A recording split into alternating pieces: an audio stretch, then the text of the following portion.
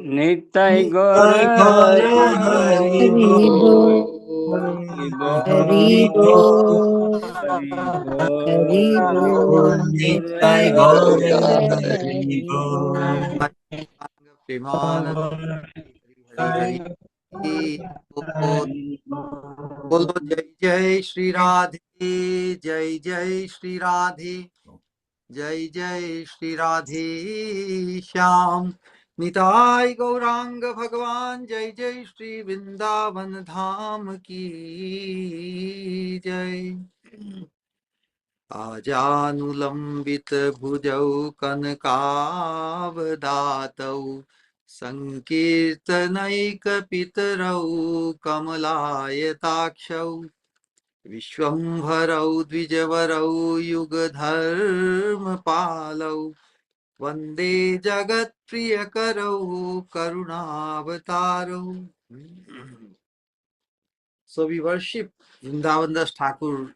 He says in the invocation of Sri Chaitanya Bhagavat, Ajanu Lambita Bhujau Kanakavadatam, Vande Jagat Priyakaru Karunavataru.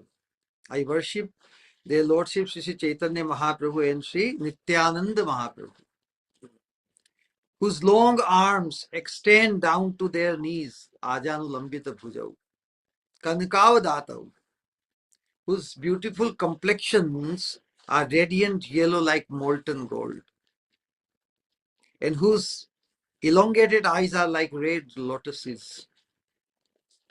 They are the topmost Brahmanas, Dvijavarau Yugadharma Palau, the guardians of religious principles for this age. Sankirtanaika Pitarau, they are the original originators. Just as the father is the origin of a child. Na? So Sankirtan was actually brought in the forefront. Sankirtan did exist before, but Nitai Gaur Sundar, they really manifest the Sankirtan movement. It was made visible, noticeable by the people. That's why they are called the Sankirtanaika Pitarau. And Vishwambharau Dvijavarau, Yuga Dharma Palau. They are the guardians of the religious principles for this age, the most munificent benefactors of all living entities. They are the benefactors and we all are the beneficiaries because they have benefacted us. We have become the beneficiary. But otherwise, on our own, just like without the shelter and protection of the parents, the children are helpless. They cannot do anything.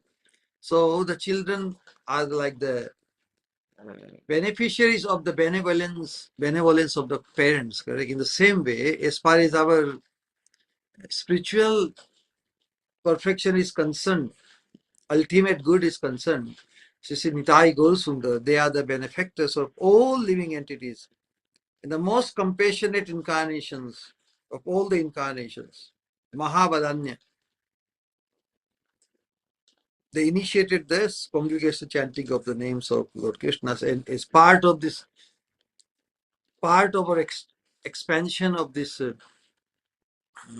Sankirtan movement, this present arrangement of this transcendental association is only to fulfill that purpose. The manobhishta, the desire of Mahaprabhu's heart, manobhishtam, abhishtam means desired. So whatever Mahaprabhu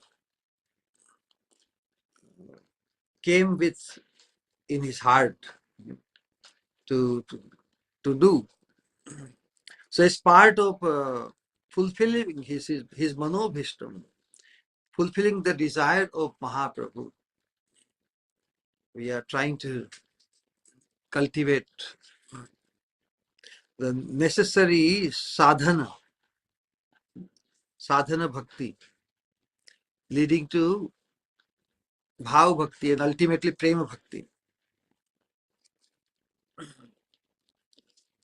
So we are studying in this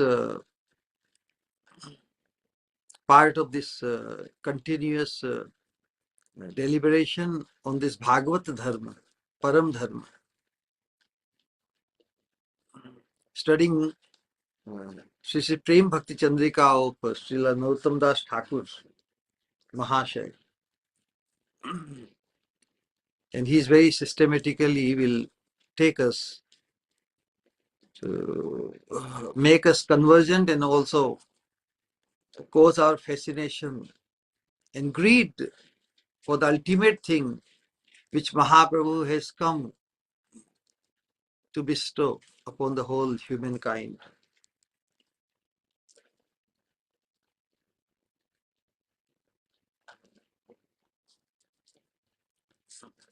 In the first sloka, we studied that in the first sloka of Prema Bhakti Chandrika, the invocation was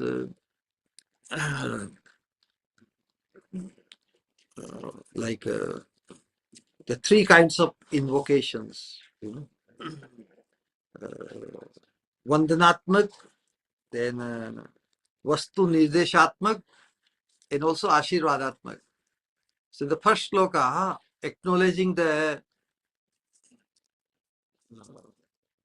tremendous gratefulness or the acknowledging the blessing of the spiritual master, Narottam Das Thakur has given wonderful invocation and glorifying the spiritual master is the one who opened the eyes which were, or the vision, which were lost due to the dense darkness of ignorance.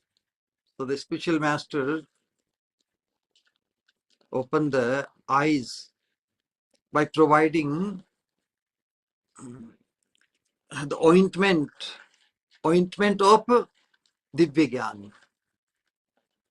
Om Agyana Timirandhasya Gyananjana Shalakya Chakshur Unmilitam Yeda Tasmai Shri Gurave Namah. So basically, this ignorance, dense darkness of ignorance which has engulfed or which has covered our vision to see things properly. So that's why the ignorance is compared to dense darkness. In the dense darkness, one cannot see anything, including oneself. Correct?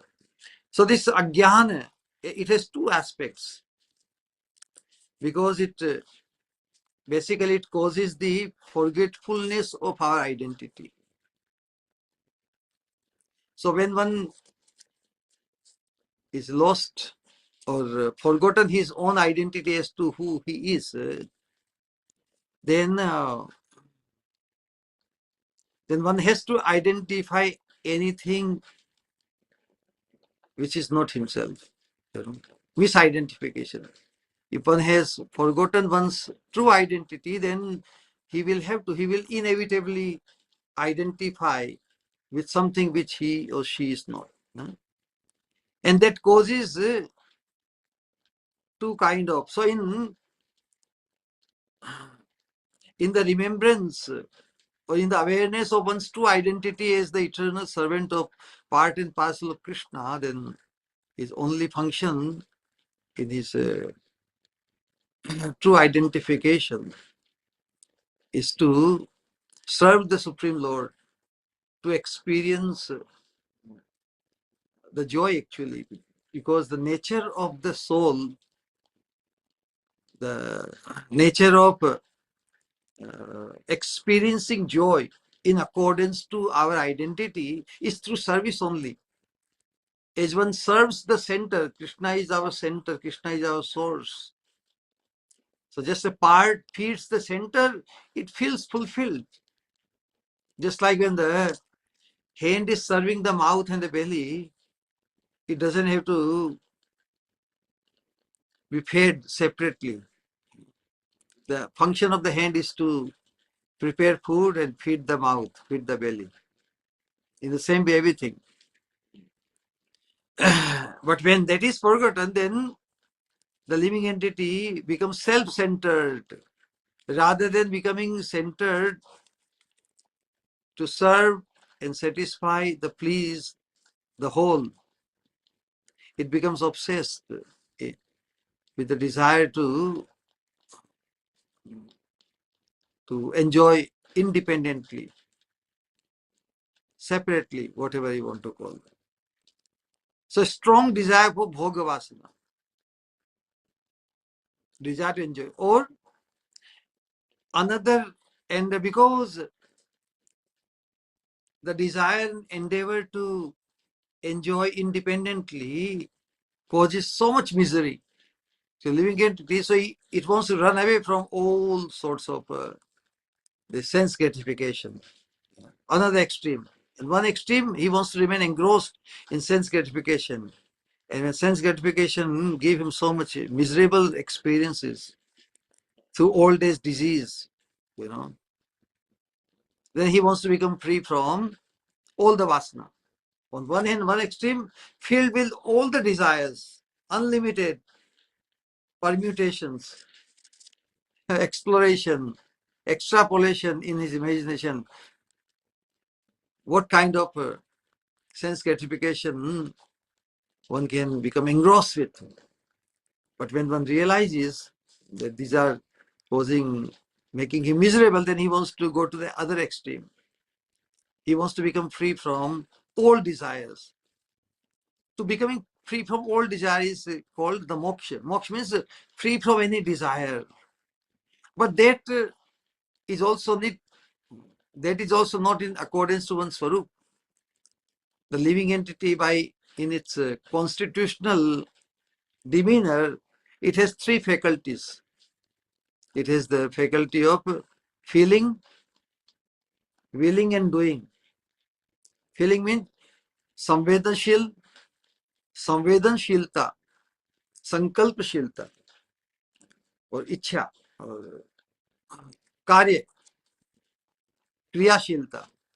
So these are the three fundamental aspects of the nature of a sentient being. A sentient being cannot be without being sentient. But when one hankers or desires to become desire free, means it's almost like becoming senseless or becoming inert without any expression of feeling, willing, and doing. So that is also another description or another aspect of ignorance or jnana. So within the cultivation of different kinds of sense gratification, even one becomes involved in religiosity only to fulfill his hankering for sense gratification. That's why the dharma or the following the codes of religiosity and accordingly attaining the status or prestige in the society to get good favorable results, earth, and then fulfilling all the desires. So that is one layer of ignorance. To become engrossed in dharma as the kama is one layer of ignorance. And much more subtle than this desire to become desireless. Because in our true identity, the living entity has the desire to serve the Lord. The desire is in accordance to one's identity. But when one becomes engrossed in sense gratification, bhogavasana, there is one kind of ignorance, or when one becomes desireless and become useless rather. No? Desire for liberation, moksha, that is another. It's a greater. So in the first sloka we studied that this desire for dharma is the kam moksha. They are all kaitava, they are all cheating or all ignorance. But the parama kaitava, The highest ignorance is the engrossment to become desireless or to become nothing, to become non-existent. This is horrible thing.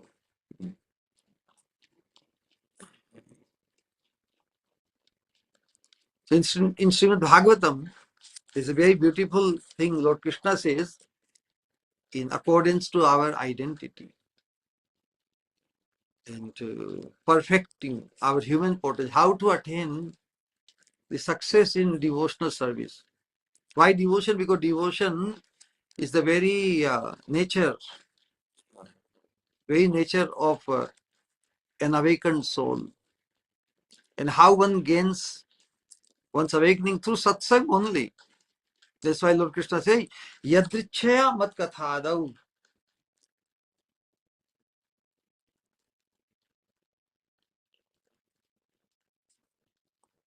Yadrichaya mat kathadau jat shraddhasya yeh puman. Na niravinno nati sakto bhakti yogasya siddhita. Who attains perfection in bhakti yoga? Krishna says, Na niravinno. One is not too detached, or one who is not too attached. One who is not too attached in sense gratification. Because if he is too attached to sense gratification, he will not take any interest in Krishna or anybody. But one who is not too attached, through the effect of satsang, he can feel, oh. Actually, who will think that he is too attached to sense gratification? Only one who is not too attached. See, just this kind of sounds paradoxical, but think, one who is really so attached and engrossed in sense gratification, he will never say that he got enough, or he's too attached to sense gratification. And that's why he will be not at all interested in Krishna consciousness. On the other hand, one who is too detached, not interested in anything, neti, then what is the problem with that? Problem is that he becomes self-deprived. He becomes deprived to develop attachment for the real thing. Attachment cannot be killed. Attachment cannot be separated from the living or conscious being. But the attachment is to be applied to the divine person or divine thing, Krishna or Krishna's devotees, or Krishna's devotional service, or Krishna's abode, Krishna's Nam, Rupa, Guna, Lila, Dhama, Parikara, Abharana. So there are, if the attachment cannot be removed from a conscious, sentient being, it has to be applied to the real thing. So this desire for engrossment in sense gratification or engrossment becoming desireless, both are obstacles. Yadrichya means what? By great fortune. So what causes the great fortune? The satsang, the causeless mercy of the devotees who come in our lives. They don't wait, only when Krishna will inspire me, I will go and visit the people and Jeev Jago, I will just wake up the pure devotees or the sadhus. They already know what they have to do. And Krishna is ready to give them greater credit than to himself. That's why how the saying came, Jahan na pahuche Ravi, taha pahuche Kavi. Ravi is Krishna sthani. Ravi means the sun is compared to Krishna. The sun, although it sheds light, removes darkness, but it cannot reach all parts of the earth or anywhere, because there are so many covered up things, because the trees or dense jungles or different things, buildings, and Many places where the sunshine doesn't reach. So the places where even sunshine, Ravi, or even Krishna does not reach, although he can reach but in general sense, where Krishna also does not reach, his devotees Kavi, because they know the desire of Ravi. Ravi means Krishna. So what is the desire of Krishna? What is the desire of the sun? Sun wants it everyone from its sunshine, because without sunshine one cannot survive.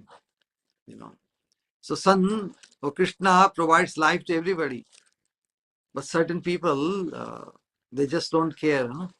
They want to remain in darkness. They never come in front of the sun to become benefited. So the kavis or the pure devotees, they do the job. They benefit. They wake up those souls who never get to see the sun on their own.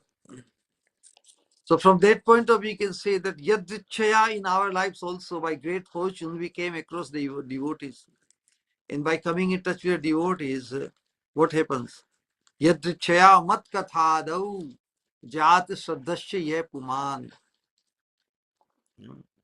By great fortune, when the conditioned soul comes in association, somehow of a pure devotee, and in the association of pure devotees, the pure Krishna Katha, the glories and the opulence, sweetness of Krishna is described, then one finds one's attraction towards it.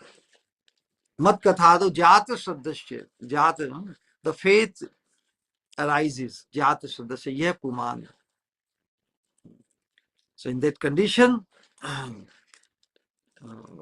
after becoming conversant with the glories of Krishna, if he does not remain an extremist, either too much engrossed in sense gratification, bhoga, or another extreme, tyaga, becoming too detached so much so that even if Krishna comes, he will show his or her carelessness, disinterest, uninterested, even Krishna. So that is horrible thing. And we discussed that those who are engrossed in sense gratification, in due course of time, they will feel the misery due to it. And through the effect of sadhu sangha, they can take to the path of pure devotional service. But those who are engrossed with the desire for moksha, liberation, for them it becomes very, very difficult. So because they become lost for very long time. So in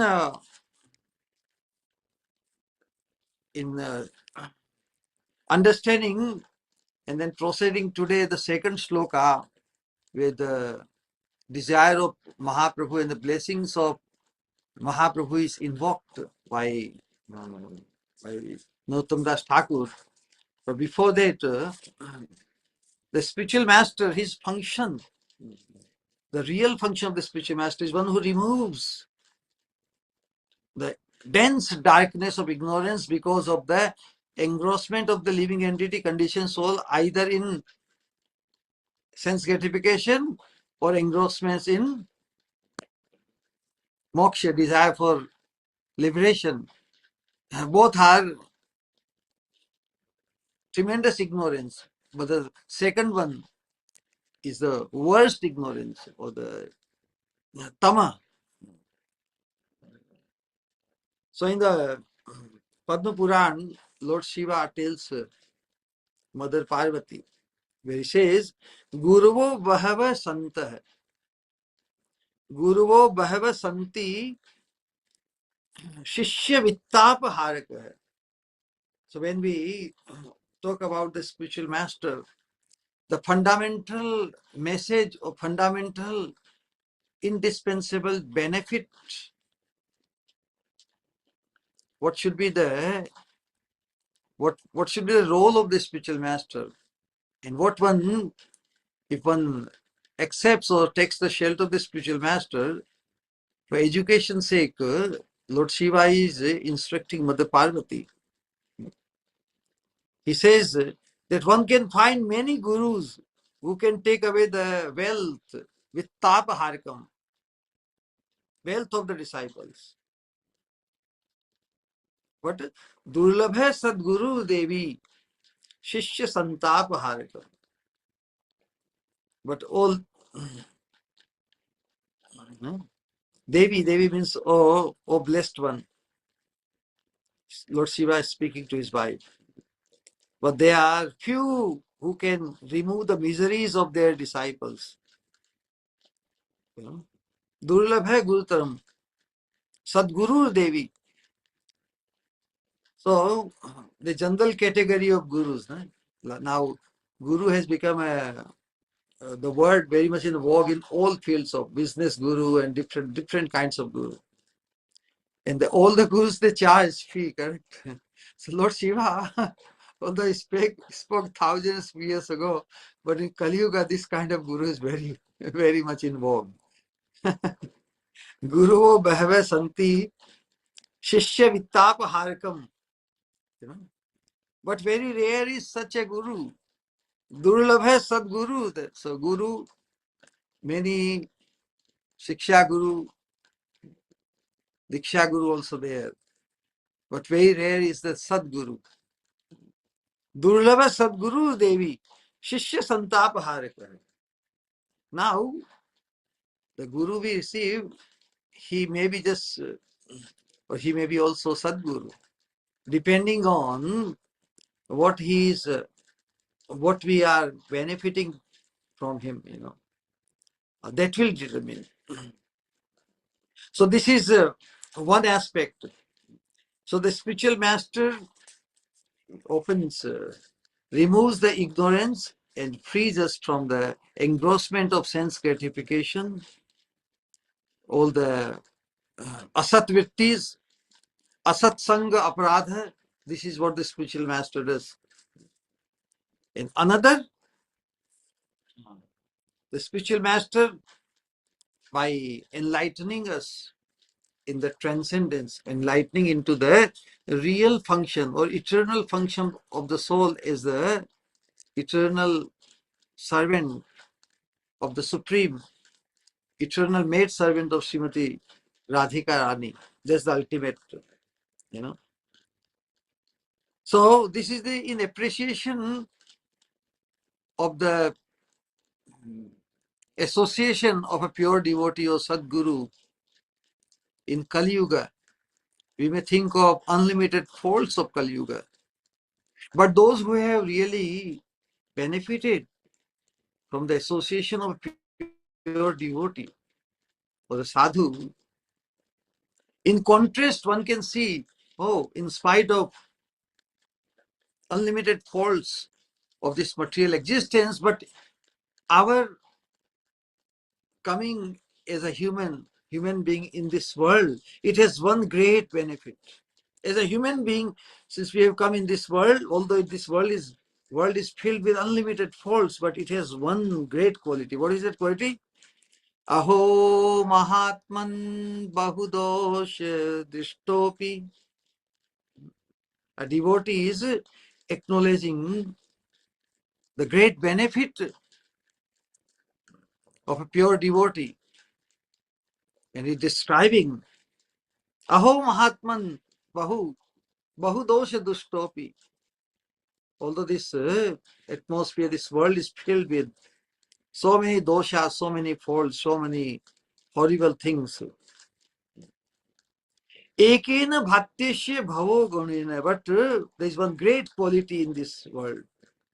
What is that great quality? What is the great benefactor for all of us? Satsangam akhyena. Something by the name satsang, or association of a pure devotee. Satsangam akhyena sukhavahena. The one which is sukhavahena, which causes the real joy in life. What is the source of real joy of life? The joy in accordance to our Swarupa identity is the satsang. Satsang causes the real joy in one's life. As a result of which, Kritadya no yena, Krisha Muksha is the effect of that satsanga association of pure devotee due to the good quality of satsang. Our strong desire, vasana or trishna, krisha. Krisha means trishna, vasana. To achieve liberation or moksha, to become non-existent or to become merged into the absolute.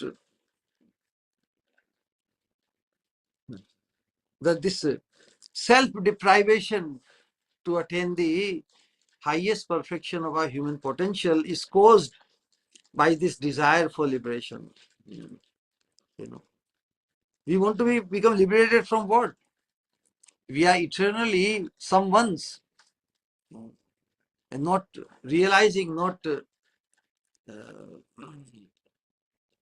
being able to appreciate that we already belong to someone.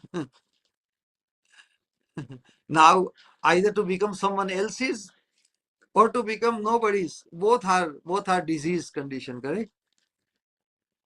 If we have the identity that we belong to someone, we are part and parcel of someone. Now, if one wants to become someone else's, that is vyabhichara, that is adultery. And to become no one's,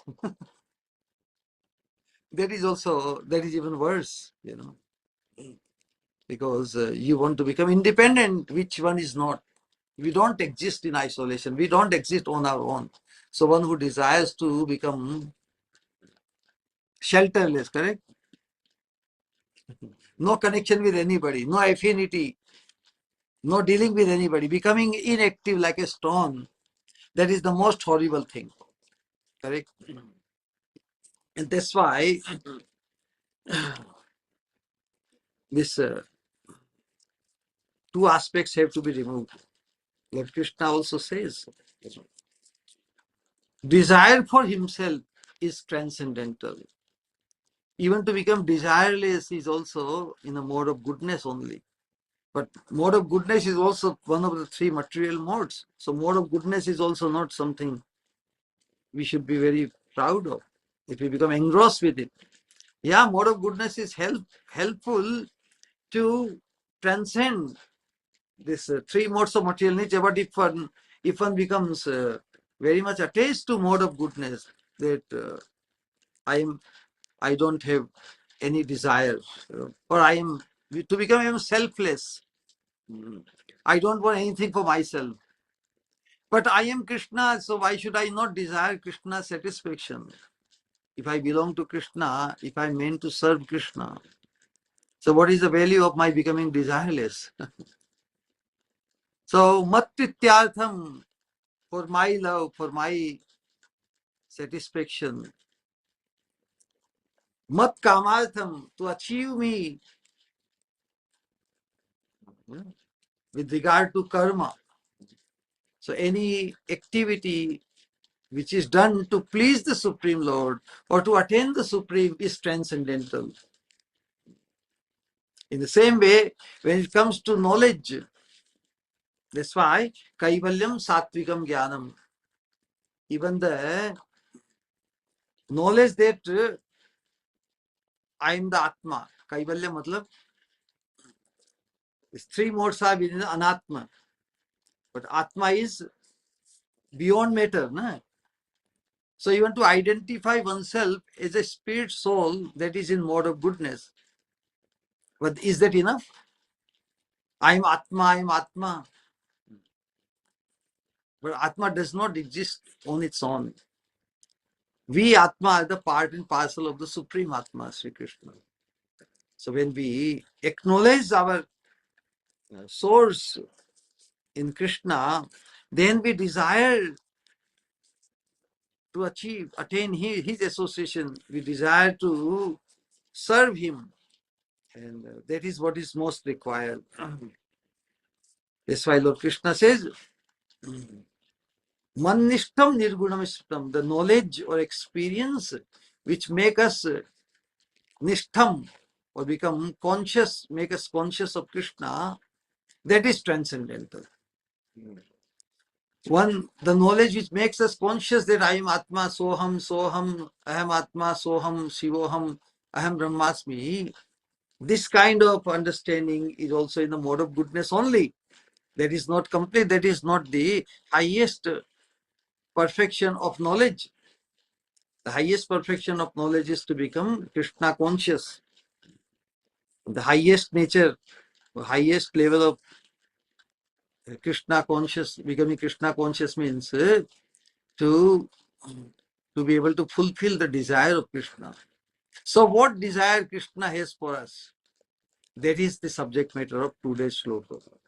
Sri Chaitanya Manobhishtam Sthapitam Yena Bhutale Swayam Rupa Kada Mahyam Dadati Swapadantikam. So this is the second invocation mantra in which the subject matter, what this Prema Bhakti Chandrika wants to expose, Vishay Vastu, what is the subject matter of, and to attain that,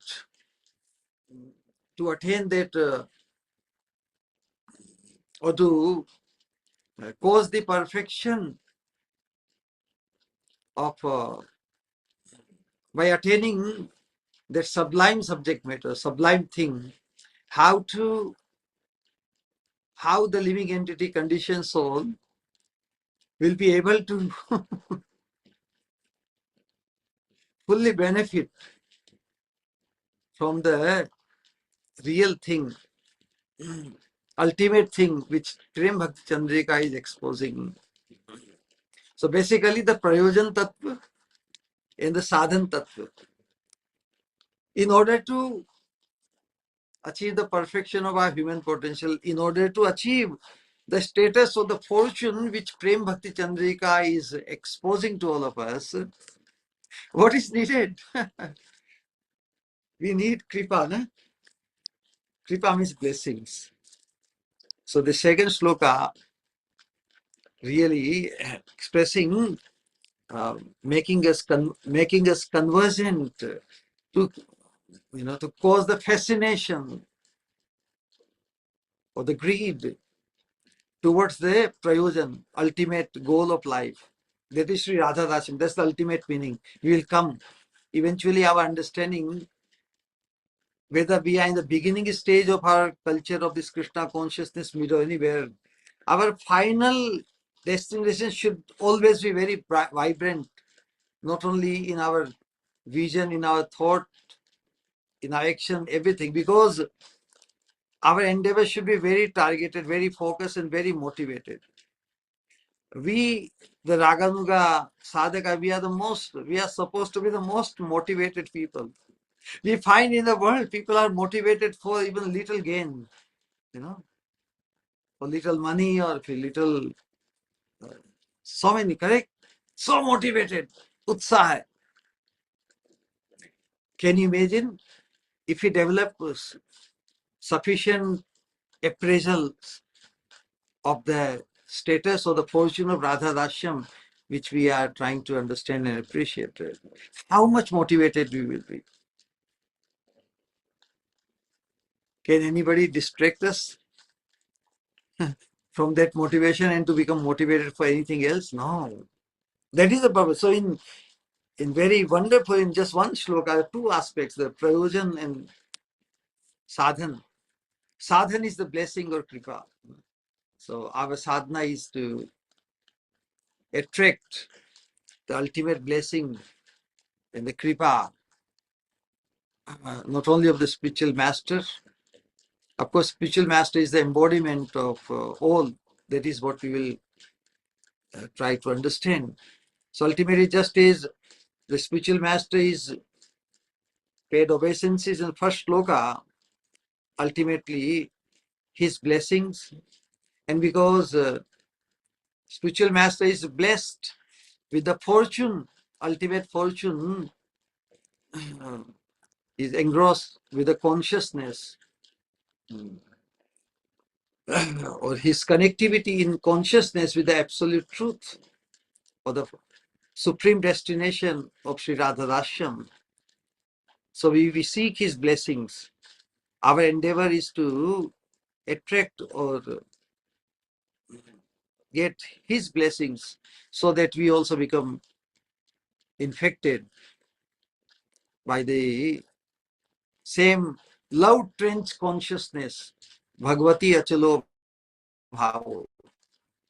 And that alone will, the blessings and mercy of the spiritual master will definitely, Sri Guru Charne Rati, I say Uttama Gati. So the Uttama Gati, the highest destination of Sri Radha Dashyam, which is the subject matter of this Prema Bhakti Chandrika, it will be made definitely possible, guaranteed, if our endeavor is, our sadhan is, our abhideya is targeted to attain the mercy of the spiritual master, because he is the embodiment of all. Sarvadeva Mayo Guru.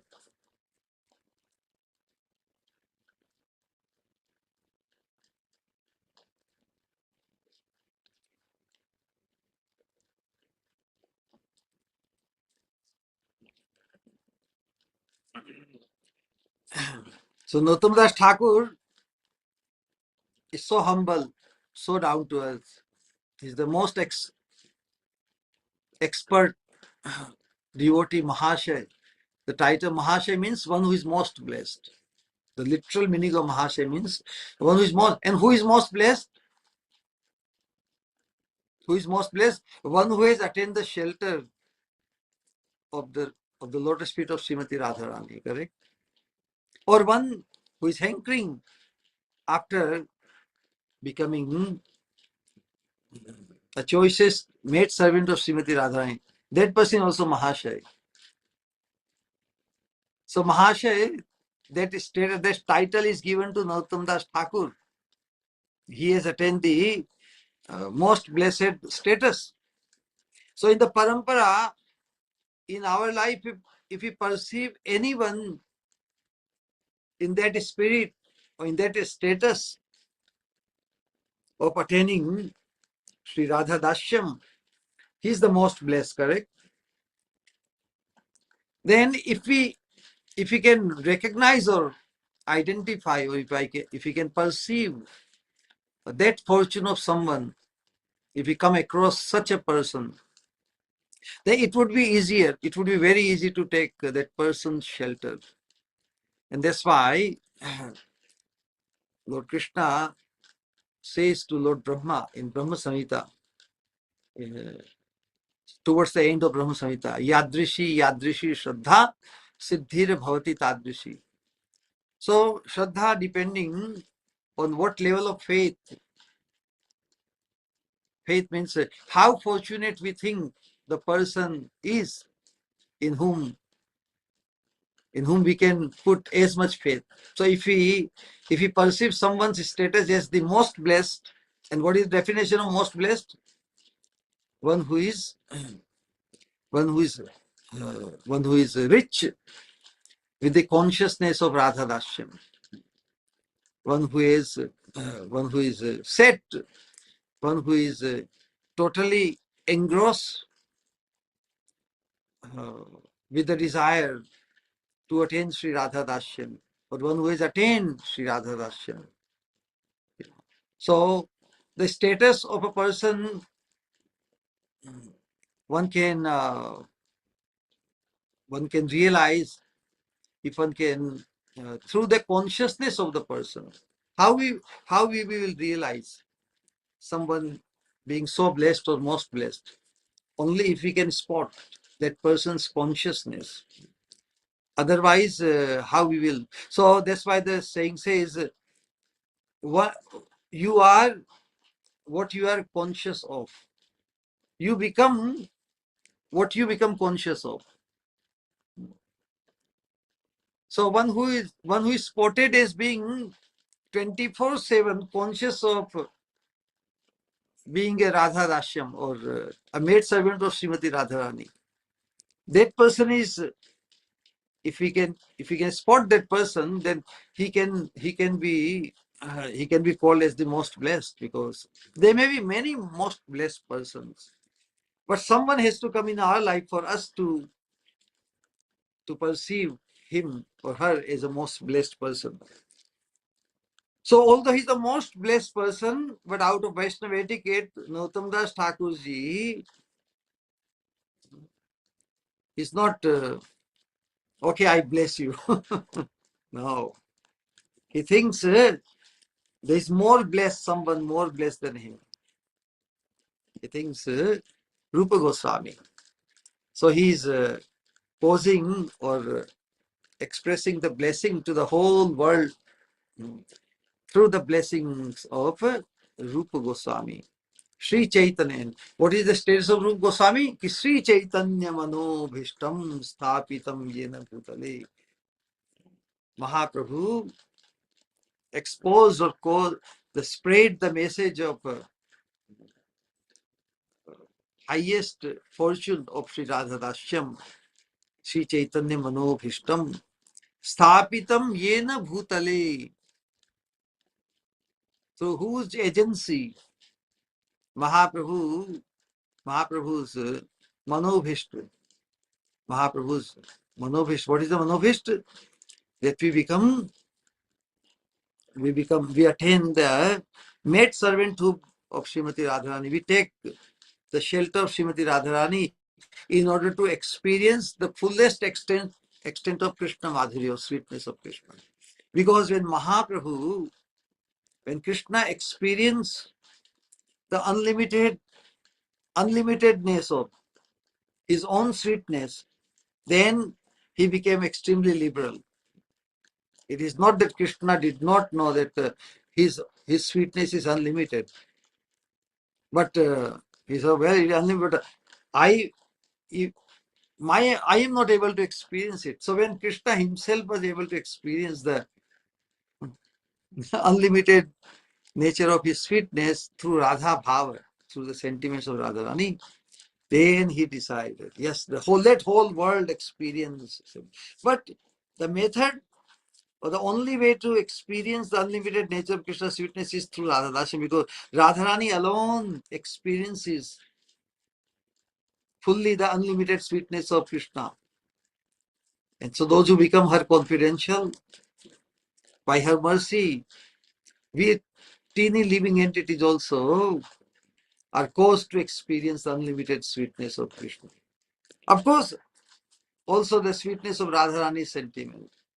So we have double benefits. So Mahaprabhu has caused or exposed the highest possible fortune for the living entity, and in order that that become fulfilled, of course, whatever Krishna desires, it comes to pass, correct? So naturally, he has given that responsibility to his most confidential associates like Rupa Goswami, who is Rup Manjari itself. Rup Manjari and all the other Goswami, they are all Manjaris, were headed by Rup Manjari, Rupa Goswami. So this mission of Mahaprabhu would be spread and it will cause fulfillment through the participation of us conditioned souls.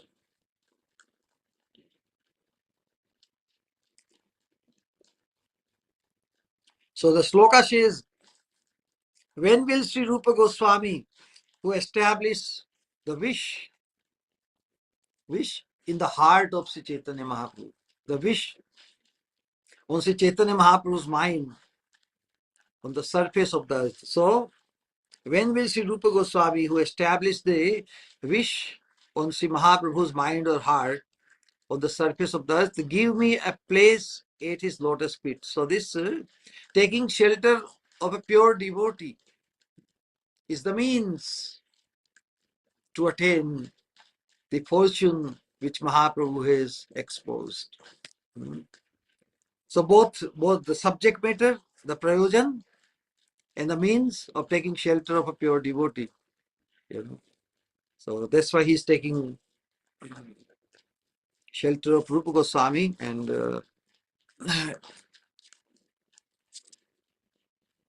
so in continuation, this auspicious invocation continues, correct?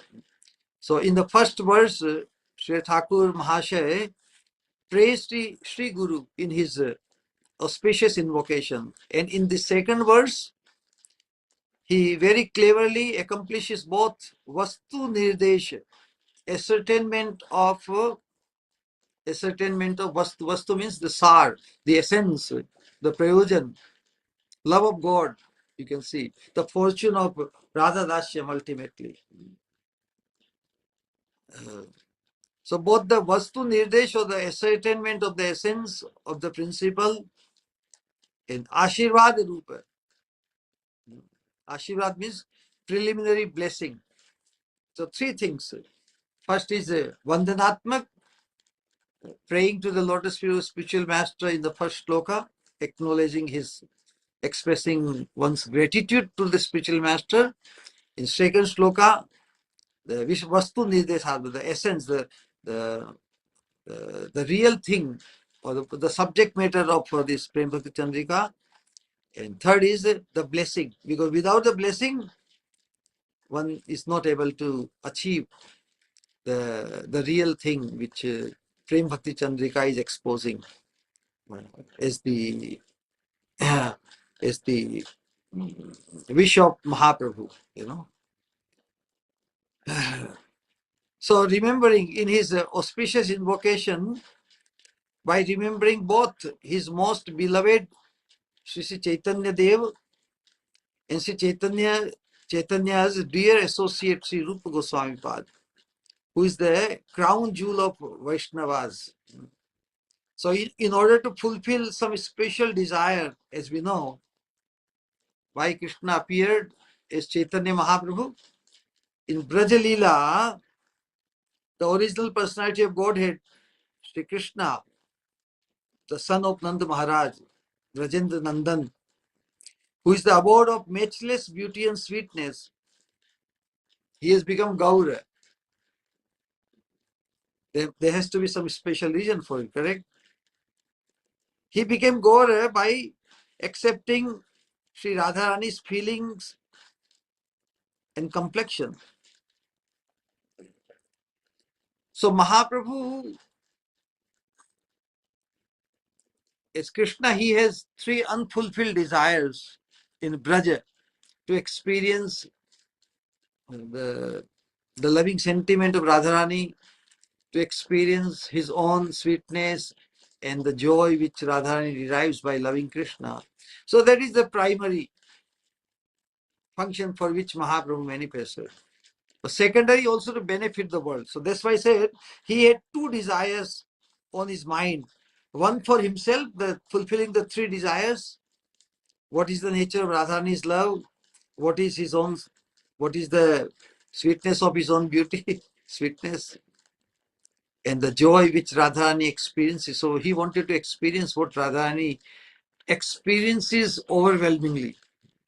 Krishna could not become overwhelmed. And by definition also, God cannot be overwhelmed, correct? Because a person who is conscious of everything, how can he become engrossed just in one thing? He cannot become. Yeah.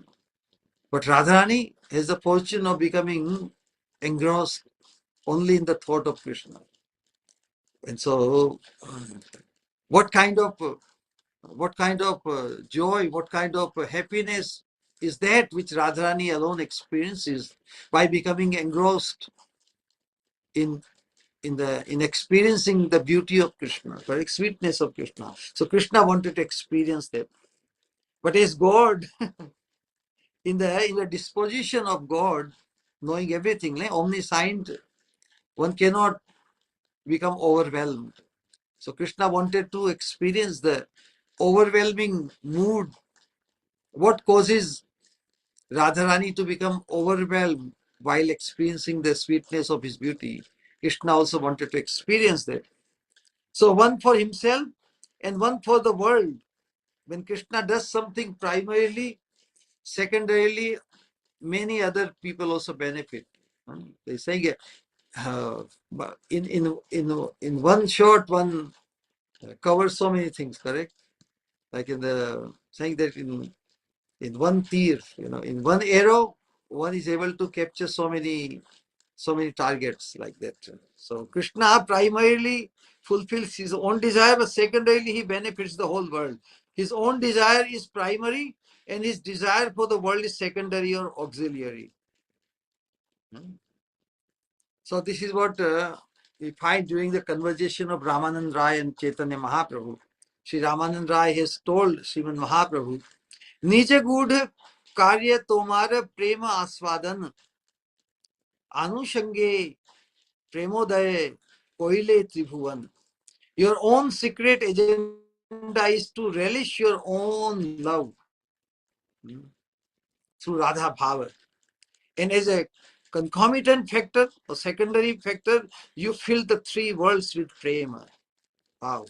So, from our point of view, definitely Krishna does his primary fulfillment, but what is really what we have received from what Krishna has available for us, this is how we can appreciate Krishna more.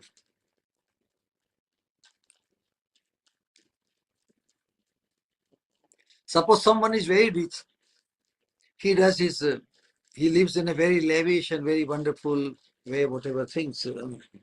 And for others, it could be just, like a kind of entertainment. Oh, rich people live like that, like that. But actually, what benefited to the common masses? So Mahaprabhu has bestowed the highest possible fortune, exposed the highest possible fortune of Radha Dashyam to the whole world, the conditioned soul. So from that point of view, we can appreciate Mahaprabhu's Mahavadanyata, his most magnanimous nature. If somebody does for himself, what a big deal. But what he has done, the highest possible fortune he has made available for us. Now it is up to us whether we notice it, if we go for it. कैछन Radha प्रेम कैछन मोर माधुरिमा मधुरिमा कैछन भावे तिहो भोर aha. So the primary reason was fulfillment, these three unfulfilled desires, as to how is my sweetness and how is she, Radharani, absorbed in this. How is Radha's love for me? How is my sweetness and how is she absorbed in this? What kind of joy, happiness she experiences. So accepting Radharani's feelings, Sri Chaitanya Mahaprabhu fulfilled these three desires in so many ways, correct? While relishing this mental desire after the sweetness of Radha's love himself, while relishing this mental desire after the sweetness of Radha's love for himself, he had it established and preached to the whole world by his own dear associate Sri Rupa Goswami, in whom the desire had arisen to make the people of the world also relish it in the form of a maid servant of Srimati Radharani. See, this is the subject matter of Prema Bhakti Chandrika. So, this is very deep, how expertly he has touched, or he has connected us to the ultimate blessing of Mahaprabhu through Rupa Goswami, and also connected us to the highest possible fortune of Radha Dashyam. So although before Chaitanya Mahaprabhu's time, which is called pre-Chaitanya era, different Bhakti Rasa Shastras were written, Jayadev Goswami written Geet Govindam, Bilvamangal Thakur, Krishna Karnamitam, and many other in South Krishna Bhakti is described and glorified. But the special gift of Chaitanya Mahaprabhu in the form of brilliant amorous devotion, conjugal bhakti, in allegiance to the beautiful girls of Braja Gopis, is now being preached to the world by Srimad Rupa Goswami in his books, Bhakti Rasamrit Sindhu, Ujjwal Nilmani, Vidagdha Madhav, Lalita Madhav, Utkalika Vallari, Stavamala. So this conjugal love, basically between Krishna and the gopis, and ultimately the primary main gopi, Srimati Radharani. So that to experience conjugal mellow which exists between Krishna and the gopis and primarily in Radharani, that amorous mellow of Braja that was previously inaccessible to Brahma, Shiva, Uddhava and others is now by Chaitanya Mahaprabhu's grace described by the Mantra Drishta or Mantra Ushi, Rupa Goswami. Braja Rasa, Srimad Rupa Goswami Pad in his Rasika books and dramas made relishable for all ordinary people like us even in the age of Kali. No one other than the proprietor,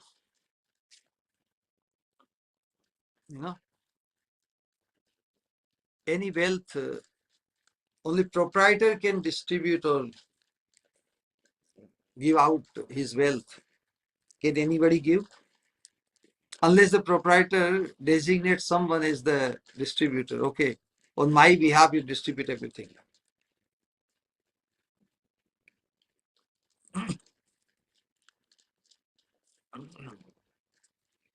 So the service in the highest rasa, conjugal rasa. So rasa means the mellow, which is the very essence of Godhead. If he does not appear in the world in the form of in the form which demonstrates a tremendous compassion. So Krishna's appearance is the most compassionate incarnation in the form of Chaitanya Mahaprabhu, who could distribute it. Krishna is manifested as Shyam Sundar because his desires remain unfulfilled. He could not be expected to be so liberal. Is Mahaprabhu, because Mahaprabhu, all his desires fulfilled. Can you imagine? If someone has all his desires fulfilled, everything, he can be expected to be very liberal, correct? He's God. He has unlimited fortune. But if he remains unfulfilled, we cannot expect him to be very liberal. So Mahaprabhu is the same God. Everything, unlimited fortune at his disposal. But now he's fully fulfilled. That's why Mahaprabhu is called Mahavadanya. Krishna is also very, he distributed the mellow to his Brajavasis, no doubt about it. But as Mahaprabhu, he distributed to the whole world. So who is more munificent? Mahaprabhu. So without Mahaprabhu's compassion and benevolence and munificence, it would never be possible. It would never be attainable to the ordinary people. And Sri Rupa Goswami, the most personal, confidential associate, Rup Manjari, Rupa Goswami, was inspired by Sriman Mahaprabhu himself to preach the principles of rasa. And this is what Rupa Goswami also acknowledges this in his Bhakti Rasamrit Sindhu. In Bhakti Rasamrit Sindhu, the first invocation is of glorifying Krishna. And second invocation, second sloka is about acknowledging that only by the inspiration of Mahaprabhu I am able to write, although I am very insignificant. Vakara Ruposi. Say I am so I'm such a small, tiny. Vakar means very tiny, insignificant being. But due to the inspiration of Sriman Mahaprabhu in my heart, I'm able to write this. Hridi Yashya Preranaya. Hridi Yashya Preranaya. By whose inspiration in my heart? Hridi Yashya Preranaya. Pravartitoham. I'm engaged in describing all these things. Bhakti Samat Sindhu. Pravartitoham Vakar Rupos. Although I'm very, very small being. Tasya Hare Padakamalam Vande Chaitanya Devashe. I praise Lord Chaitanya Mahaprabhu's lotus feet. Although I am an insignificant soul, I have begun the undertaking of composing Bhakti Rasa Shastra scriptures because of the inspiration offered by Sri Chaitanya Mahaprabhu. So Srimad Mahaprabhu inspired his beloved associate Srimad Rupa Goswami Pad to preach books in Braja Rasa,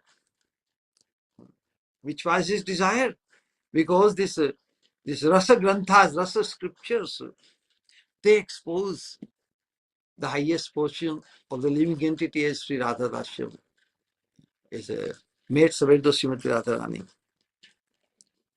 So naturally, by the inspiration of Chaitanya Mahaprabhu, his beloved associate Srimad Rupa Goswami established this subject matter, or highest portion of the Prayojan in his books. Therefore, those who exclusively desire to relish sweet Braja Rasa, which is the highest class of transcendental Bhagavat Rasa, or Bhagavat Dharma, should definitely take shelter of the lotus feet of Srimad Rupa Goswami Pad, the dear associate of Sri Chaitanya Mahaprabhu, who is filled with blissful pastimes and who distributed this Rasika subject to all and everyone, and study his. So, Rupa Goswami has come in our life, correct? What Chaitanya Mahaprabhu has come to give, using Rupa Goswami and other Goswamis as the agencies, and all the Goswamis have, through parampara, so this flow of kripa, dhara, kripa flow, come to us. So the spiritual master basically is the embodiment of all the Prabhupadas, because how to take shelter of Rupa Goswami Pad. Of course, describe the, if we study the books written by Rupa Goswami, it is like honoring, accepting his subservience, no doubt about it. You know, but even his books, they came to us very systematically through the parampara. So where through parampara, at whichever point a fortunate person is connected to the parampara of Kripa Dhara of Chaitanya Mahaprabhu, or the teachings and the Manobhishta of Mahaprabhu. So basically, Rupa Goswami and all the other consequent acharyas, their Kripa becomes consolidated and manifests in our life as our spiritual master. Because it is not that now we will just run away from here and leave everybody behind, bypassing everything. We'll just directly try to reach Rupa Goswami, because Rupa Goswami, I want to just take your shelter. So as a part of, just as accepting Mahaprabhu's Manobhishta, Mahaprabhu has designated Rupa Goswami. In his lead, all the other acharyas and subsequent acharyas, they have continued the same, spreading the flow of mercy of Mahaprabhu, of Manobhishtam of Mahaprabhu. So in our case, our taking pure shelter, full shelter, unconditional shelter of the spiritual master, through whose agency, we have experienced the flow of mercy of Mahaprabhu, the message of Mahaprabhu, the manobhishta of Mahaprabhu. So our spiritual master can be perceived as the consolidation of all the Prabhus and Rupa Goswami, etc. Because by honoring him, we are honoring, in true sense, if we bypass him, if we jump over the spiritual master and try to take shelter of Rupa Goswami or other Goswamis independently, that means we have not understood the essence of Guru Tattva. So basically, the process is very wonderfully described. That, we express what level of appreciation, what kind of faith we have developed in the spiritual master. Should we not be able to see manifestation or coming of Rupa Goswami or Prabhupadas in our life through our spiritual master? Because they are the stalwarts in their time, but in our present time, our spiritual master has come as the manifest Rupa Goswami or Prabhupada and everybody.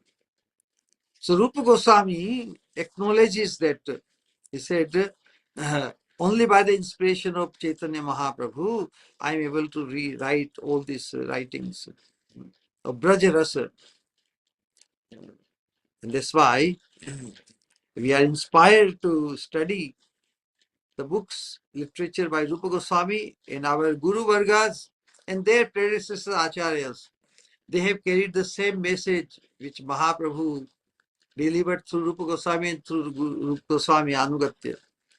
We have, through the Anugatya Dharma, by taking shelter of a pure devotee, coming in the line of Sri Rupa Goswami, in the line of Sri Prabhupada, we have also got our connection through our Sri Guru of the same message and the same flow of mercy. So a luminous example of how successful Srila Rupa Goswami was in establishing the desire which is in the heart or mind of Sriman Mahaprabhu by the Lord's own grace is given in the discussion between the Lord and Sri Ramanand. After Sriman Mahaprabhu and his associates heard Rupa Goswami's dramas, which two dramas he wrote, Vidagdha Madhav, Lalita Madhav, in Ante Leela of Chaitanya Charitamrita, how much Rupa Goswami's writing is eulogized or praised by Ramanand Rai. And then Mahaprabhu also say, yes, Rupa Goswami has imbibed or fulfilled the Manobhishta of Mahaprabhu. This is described, Amazing. So whenever Mahaprabhu had the this system, every day he would, amazing. Haridas Thakur, considering himself so fallen and born in a Yavana family, he would not go to visit Jagannath temple, thinking that those who are going to Jagannath temple, some Brahmins, they may become disturbed. They may feel disturbed by seeing him. He considered himself so low. Because of his humility, God himself came to visit him. Can you believe this? In Jagannath Puri, Chaitanya Mahaprabhu himself would visit Haridas Thakur, who considered he is so fallen and is born in a low-class family, and that's why he wouldn't go on the path leading to Jagannath temple. And because of that his humble demeanor, Mahaprabhu is so pleased that he goes himself to give him the darshan. So Rupa Sanatana Goswami, whenever they would come to Jagannath Puri, they would also accept the residence of with Haridas Thakur. They also want stay with Mahaprabhu, thinking that, oh, they are born in a Brahmin family, so they can stay with Mahaprabhu. But Haridas, to show tremendous respect and honor to Haridas Thakur, Rupa Sanatana Goswami, they would stay with Haridas Thakur only. And Mahaprabhu made a rule that he would visit all three of them. Of course, he would go to see Haridas Thakur every day, and whosoever is also in Jagannath Puri at that time, they would also see Mahaprabhu. So Mahaprabhu would go and visit. So one day, when they were in Haridas Thakur, in the cottage of Namacharya Haridas, so Ramanand Rai, of course, he was always there. Then Rup Sanatan, Rup Goswami. Once they desired, let us see what Rupa Goswami has written. Mahaprabhu made inquiry. Because it was very much in knowledge that Rupa Goswami has written the dramas. So once when they met together, they say, "Oh, let us discuss what he has written and how he has written." Eto shuni raye ko he prabhu charane रूपेर कवित्र प्रशंसी सहस्र वदने. एतो सुनी राय कोहे प्रभुर चरणे रूपेर कवित्र प्रशंसी सहस्र वदने.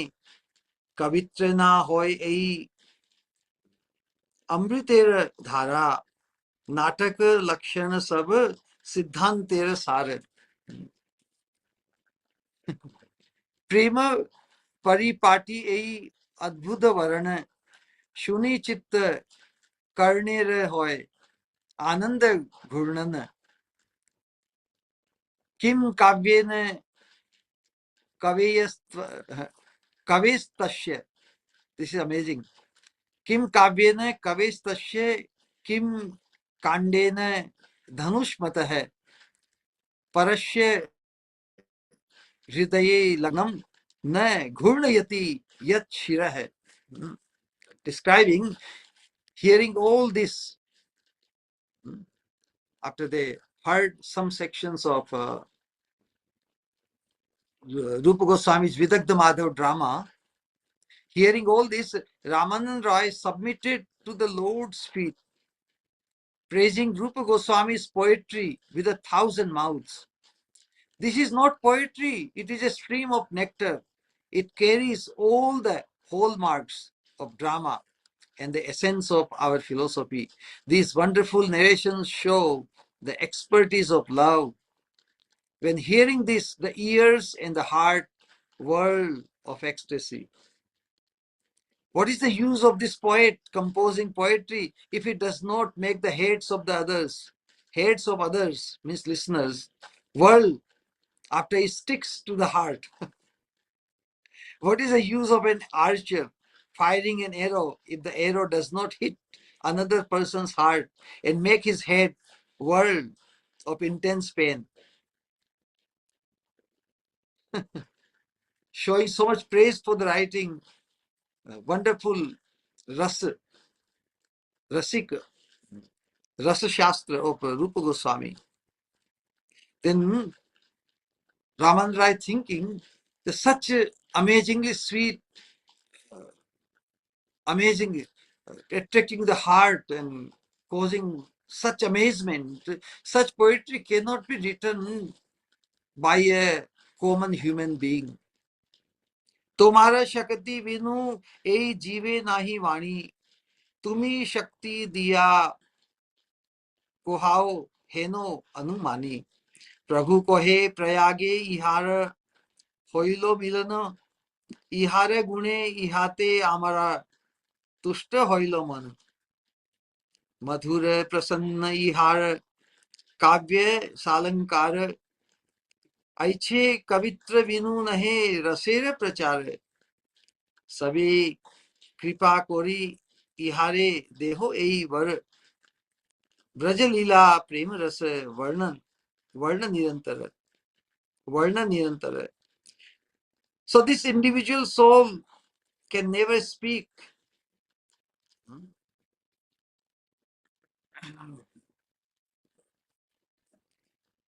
A living entity can never speak like this, like that, without being empowered by you. Ramana Rai is telling Mahaprabhu that without being empowered by you, an individual soul cannot speak like this. Hence, I suppose that he speaks with your power. Then the Lord said, yes, When I met him in Prayag, Allahabad, my mind was pleased with his qualities. I am very pleased with his sweet poetry, with all its embellishments, all these alankaras, the and all kind of figure of speech.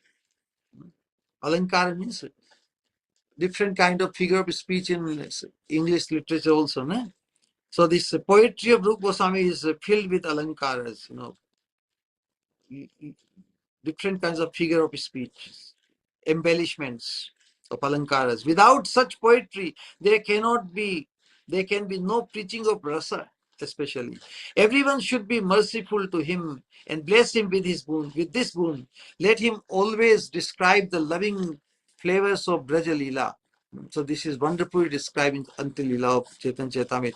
So when one hears, sings and remembers the loving Rasika poetry of Sri Rupa Goswami that was revealed to him by Sriman Mahaprabhu's grace, material love appears to be very disgusting. Material love, which takes the form of lust, is described like the kitchen, mud, But when by studying the literature, this rasa literature of Rupa Goswami or Srimad Bhagavatam, the attraction, the feeling of attraction, which is called love in the material way, in the form of lust, it becomes diverted towards the divine couple. Then material love appears to be very disgusting, and the hearer and chanter of this transcendental relish will be swiftly blessed. This is learned from the Mahajana teachings below. So there is a Rasika Bengali Padyanuvad, means very sweetly describing this importance of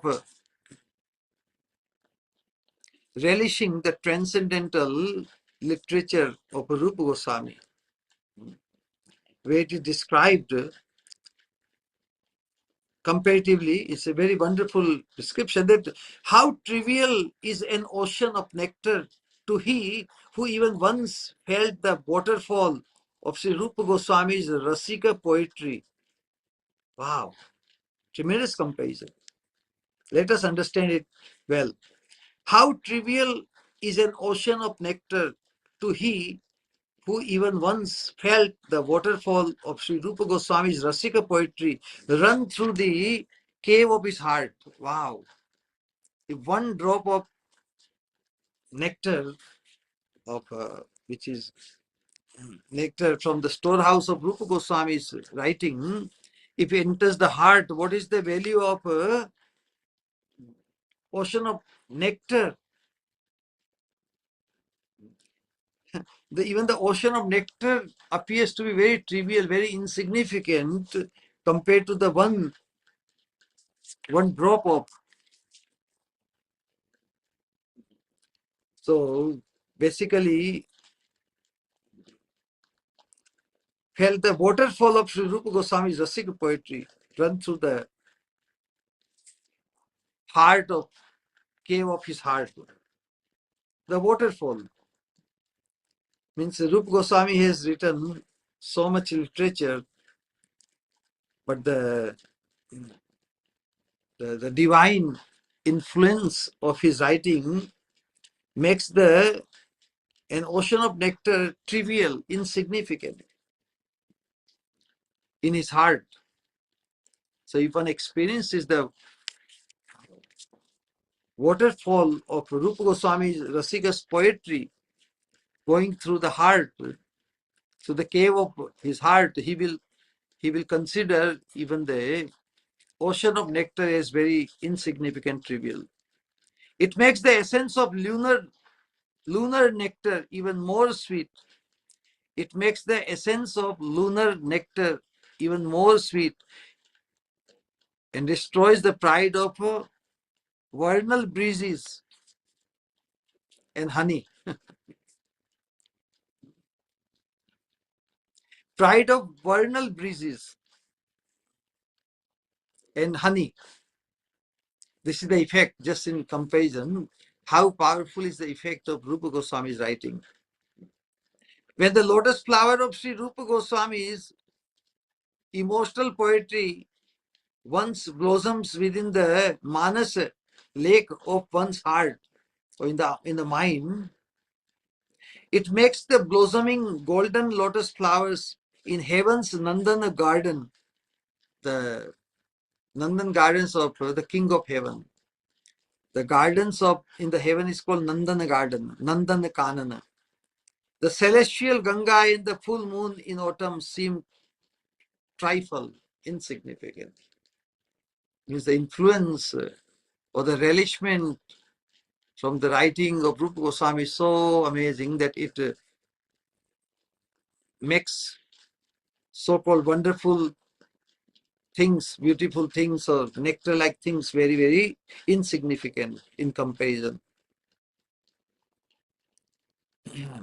When the very sweet poetry of Sri Rupa Goswami once enters the ear holes, no one cares to listen anymore to the sweet singing of the cuckoos and buzzing of bees at the bases of mango trees within the arbors, or at the nectarian singing of Kinnara goddesses.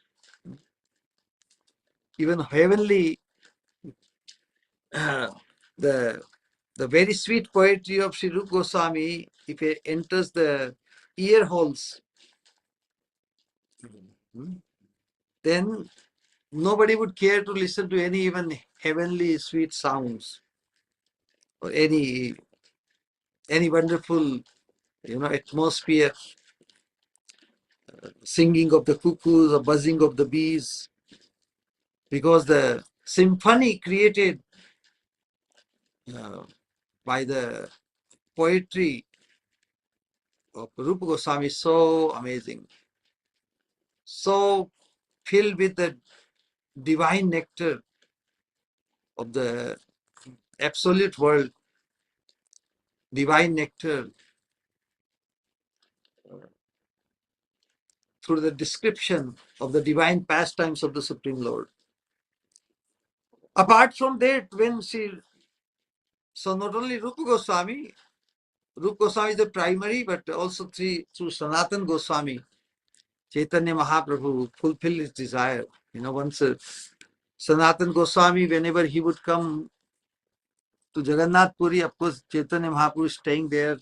Especially Rath Yatra was the occasion when people from Bengal and other parts, they would come and visit Mahaprabhu, along with the Rath Yatra, of course.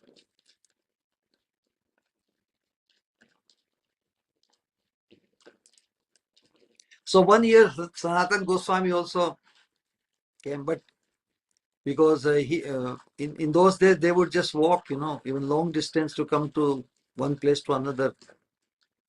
So Sanatan Goswami on the way, because of the weather or because of touch with some plants, he got some kind of allergy which is causing lot of itching, and that it converted into like some kind of very where pus is oozing out of his wounds like this.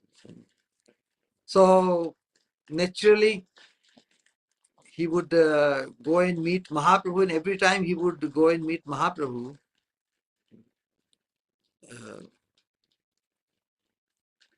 but because his body got infected with sores, with pus on the way, but Mahaprabhu would just embrace him, and so he would feel so remorse. Sanatana Goswami, oh my God, Mahaprabhu is forcibly embracing my body, which is not worthy for his touch, of his touch. So he felt very sad and he wanted to commit suicide by throwing his body under the Rath Yatra cart. So Mahaprabhu, he is God. He knows everything, inside out of everybody's heart and mind. So Mahaprabhu forbade him to do so, since he wanted his what he wanted to give to the humankind. He wanted this Param Dharma, Bhagavad Dharma, Prem Dharma, preached to the masses through Sanatana Goswami also. So Mahaprabhu understood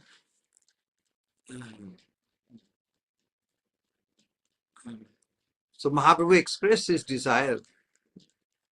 So Sri Mahaprabhu told Sanatana Goswami, I want you to define the principles of the devotees. Bhakti Siddhanta. No? Devotion. What is Bhakti? What is Bhakti Siddhanta, or the rules, regulations, love for Krishna, the duties and standards, customs of the Vaishnava. I want you to promulgate devotion to Krishna and loving devotional service to Krishna.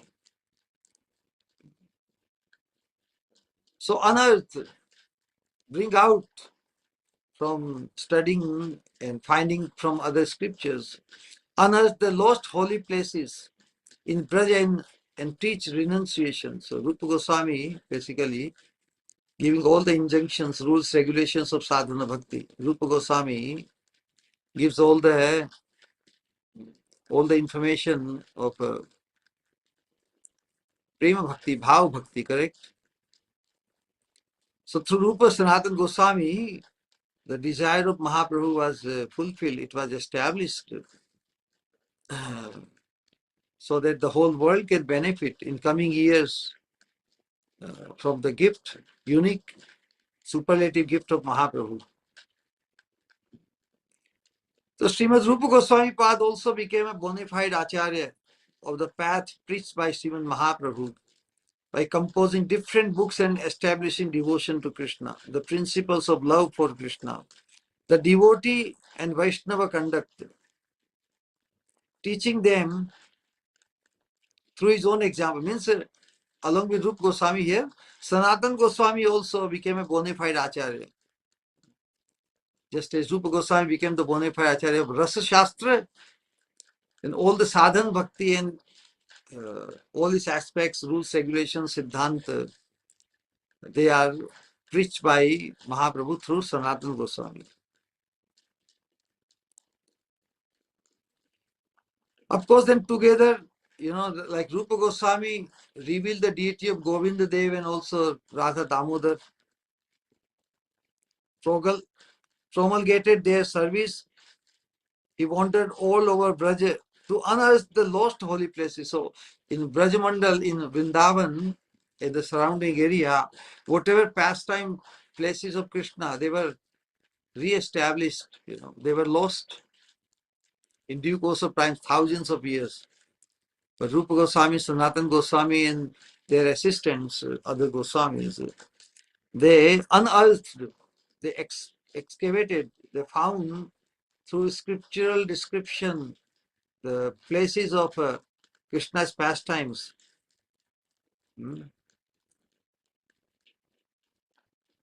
So they wandered all over Braja to unearth the lost holy places, eating dry rotis and chickpeas and wearing only torn old clothes.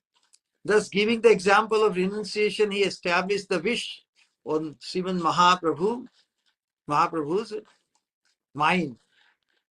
Vairagya Vidya Nija Bhakti Yogam Sikshastham Ekam Purusha Purana Sri Krishna Chaitanya Sharir Dhari Kripam Buddhi Yas Tamaham Prapadde. So this sloka glorifying Chaitanya Mahaprabhu is spoken by Sarvam Bhattacharya. What Mahaprabhu established? Which was established through Rupa Goswami, through their ideal behavior also. Vairagya Vidya Nija Bhakti Yogam. If we want to advance in Bhakti Yoga, then we have to show the sense of renunciation. Renunciation means using everything only for the cultivation of bhakti and for the spreading Krishna consciousness. We can use anything. Yukta Vairagyam. But engrossing oneself in so much gratification in the name of devotion. That is not good. So Vairagya Vidya Nija Bhakti Yogam Sikshartham Ekam Purusha Purana. So Chaitanya Mahaprabhu taught us the path of pure devotional service endowed with renunciation mood. So thus giving the example of renunciation, Rupa Goswami, he established the wish on Chaitanya Mahaprabhu's mind in the world. So Thakur, Nautam Das Thakur, so in this sloka, he is saying, Soyam Rupa Kadamayam Dadati Swapadantikam. When will Sri Rupa Goswami Pad bring me close to his lotus feet? So Sri Vishwanath Chakravarti Thakur has written the following comment on this line. You know, the acharyas are trying to cause the perfect understanding for us. When will that Sri Rupa Goswami Pad make me so fortunate that I can live close to his lotus feet? When will I be blessed to be engaged in Sri Radha Krishna's loving service as a follower of Sri Rupa and on his order? So we find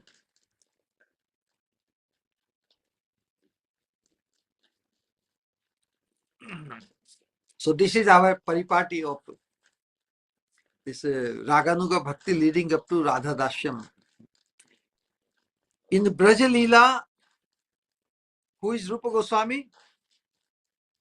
Srimad Rupa Goswami Pad is the leader of all the Manjaris called Sri Rupa Manjari. She has descended as Sriman Mahaprabhu's beloved associate. So Rup Manjari has descended as Sriman Mahaprabhu's beloved associate, as Rupa Goswami, to preach the confidential truths of Manjari Bhava practice that are so dear to and desired for by Sriman Mahaprabhu in this world, and to bless everyone by taking them along to the secret bower palaces of Braja and granting them Sri Radha Krishna's loving service. Wow, Rupa Goswami is like handpicking all of us through his writing and directions, granting us Sri Radha Krishna's loving service. Hence the sadhakas that wish to attain the loving service of Sri Radha Krishna in Manjari Bhava on the path of Raganuga Bhakti follow the Goswamis like Sri Rupa Goswami, Rup Sanatan in their present practitioners' bodies. So hence the sadhakas means all of us, sadhakas that wish to attain the loving service of Sri Radha Krishna in Manjari Bhava on the path of Raganuga Bhakti, we should follow the Goswamis like Sri Rupa Goswami, Sanatana Goswami, Sri Vishwanath Chakravarti Thakur, Sri Nautam Das Thakur, Sri Bhaktivinoda Thakur, Sri Prabhupada, and Guru Pad and Sri Pad.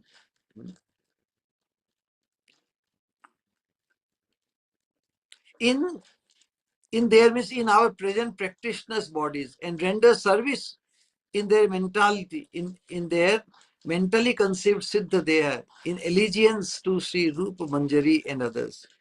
Under their guidance, under the shelter of Rupa Manjari, we contemplate about our Manjari Rupa in Manjari Bhava.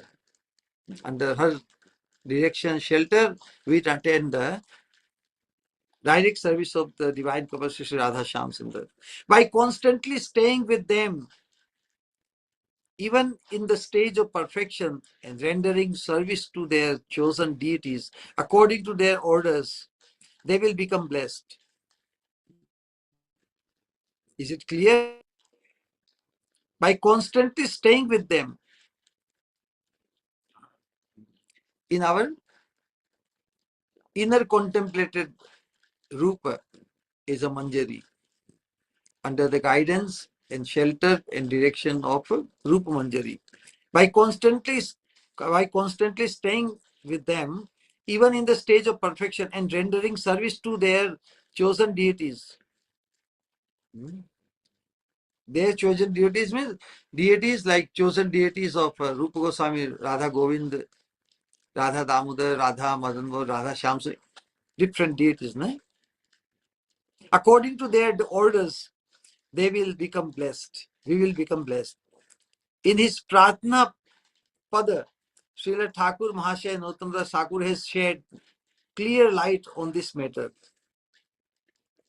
Prabhu Lokanath Kabe Sange Laya Jabe Shri Ruper Pada Padme More Samarpibe. When will my master Lokanath Goswami? So this is allegiance to one's spiritual master. Nautam Das Thakur is glorifying the fortune which he has become blessed with by the mercy of his spiritual master, and he is calling upon. When will my master Lokanath Goswami take me along and submit me to Rupa Goswami or Rupa Manjari's lotus feet? Ei Navadashi Boli Shri Rupa Chahibe Heno Shubha Kshanak More Kato Dine Hobe Shikra Agya Karibe na Dasi Hetha Aya Sevar Susajja Karja Koro Ho Tvaraya आनंदित होया हिया तारा आज्ञा बोले पवित्र मने ते कार्य करिबो तत्काले. Immediately I will act according to their order. सेवार सामग्री रत्न थाले ते कोरिया सुवासित वारी स्वर्ण झारी ते पुरिया दोहार सम्मुखे लय दिबो शीघ्र गति दोहार सम्मुखे लय दिबो शीघ्र गति नरोत्तम दास कबे हईबे ए मति श्री रूप पश्चाते आमी रोहिबो भीत हया दोहे पुन कोहिबे न आमा पानी चाइया सदय हृदय दोहे कोहिबे न हासी कोथाय पाइले रूप ए नवदासी श्री रूप मंजरी तबे दोहा वाक्य शूनी मंजुलाली दिलो मोरे ए दासियानी अति नम्र चित्त आमी इहार जानी लो सेवा कार्य दिया तबे हेथाय राखी लो हेनो तत्व दोहाकार साक्षाते कोहिया नरोत्तमे सेवया सेवाय दिवे नियुक्त Korea. This we will find in Pratna of Nautam Das Thakur. Reading translation for better understanding of all. So Rupa Nautam Das Thakur is shedding clear light on the subject matter of this Prema Bhakti Chandrika, where the aspiration for the highest fortune of Sri Radha Rashmi is described. So he's writing, when will that blessed moment come when Sri Rupa Manjari will look at me and call me, this new maid servant, oh, this new maid servant, quickly ordering me, oh Dasi, come here, quickly get the paraphernalia of your service. My heart will be filled with joy when she orders me like this, and I will do my service with a pure heart. I will keep my paraphernalia for service on a jeweled plate, fill up a golden pitcher with scented water, and quickly come before Radha and Krishna. When will Nautam Das attain that state? So he is hankering. expressing his aspiration and also inspiring us to express the same aspiration. So when will this Dasa Dasanudas attain that status? One can say about oneself, when will I so and so, by putting your name, attain that state? I will shyly stand behind Sri Rupa Manjari and Radha and Krishna. Look at me again. I will shyly stand behind Sri Rupa as Radha and Krishna. Look at me again. Smile and ask Rupa with kind hearts. Oh Rupa, Radha Krishna will ask Rupa Manjari about us. Where did you get this new maid servant? Hearing their inquiry, Sri Rupa Manjari then tells Radha Krishna, Manjulali Manjari, the spiritual name of Sri Lokanath Goswami is spiritual master. And what is the spiritual Manjari Swarup name of Narottam Das Thakur? Anybody knows? Manjulali Manjari is the name of the spiritual master of Lokanath Goswami. And what is the spiritual identity of Narottam Das Thakur? Champaklata Manjari? Champak Manjari?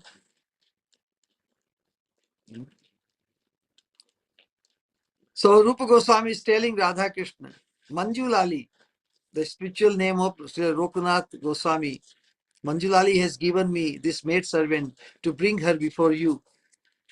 Knowing her to be very humble, I kept her to serve you. While she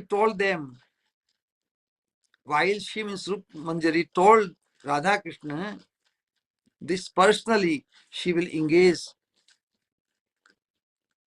Narottam in their service. Wow. To attain such hard service of Sri Radha Krishna, Sri Thakur, Narottam Das Thakur yearns to be close to Sri Rupa Goswami. So what is the subject matter of this book? To attain such hard service of Sri Radha Krishna, Radha Dasyam. So Radha Dasyam, attaining Radha Dasyam, that fortune is the subject matter of this Prema Bhakti Chandrika. Sri Thakur Mahasaya Narottam Das Thakur yearns in order to attain that fortune. Vishay Vastu, what is the means? To take the shelter of Rupa Goswami. And how to get shelter of Rupa Goswami? By taking unconditional full shelter of the spiritual master, as he took shelter of his spiritual master Narottam Das Thakur. So Sri Thakur Mahasaya yearns to be close to Sri Rupa Goswami's lotus feet. Who will take us to Rupa Goswami? Our Sri Guru, just as Narottam Das Thakur's spiritual master took him to Rupa Goswami, Rupa Manjari. So to attain such hard service of Sri Radha Krishna, Sri Thakur Mahasaya Narottam Das Thakur yearns to be close to Sri Rupa Goswami's lotus feet. And to indicate that this is the most coveted thing for the Gaudiya Vaishnavas, all of us, that this is blissfully attained by the people of the world through Sri Rupa Goswami, and that every one may be blessed with this relish. This auspicious invocation is accomplished in the form of a confidential blessing. Hare Krishna, Krishna Krishna, Hare Hare. Hare Rama, Rama Rama, Hare Hare. Champak Manjari, very good. So, we can give a hold to our voice here. Anybody has any question, comment, or any fascination, realizations? Please come forward and share for the benefit of all. Hare Krishna. Pranam Shri Guru. Hare Krishna. Hare Krishna. As usual, amazing satsang. And whenever I hear this poetry and I understand how her Guru Manjari takes her to Rup Manjari and ultimately Swami Sham Sundar, I always feel that our Guru Manjari, that is you, only has to hide me and take me over there, Shri Guru. Nothing. And the word Ati Namrachit, whenever I hear this, I become like, I feel it's easy to be Vinamra with others, but it's very difficult to be Vinamra at home or everyday, day-to-day life, our family members whom we interact with. And Sri Guru, you are starting, you were saying about sense gratification and Kartavya Buddhi, no? Kartavya Buddhi, at least I feel, Sri Guru, the breathing will stop, but this Kartavya will never stop, Sri Guru. And how slowly we enter into sense gratification, that also we don't understand. But when we hear you and when we see your Manjaris and their motivation, their desperation, and all their qualities, it inspires us so much. But Sri Guru, this is the fact that I am only liability for you, Sri Guru. Koti Koti Pranam. Hare Krishna. Okay, well, even if that is, but this is the acknowledgement, that I am a liability. Is this acknowledgement good or bad?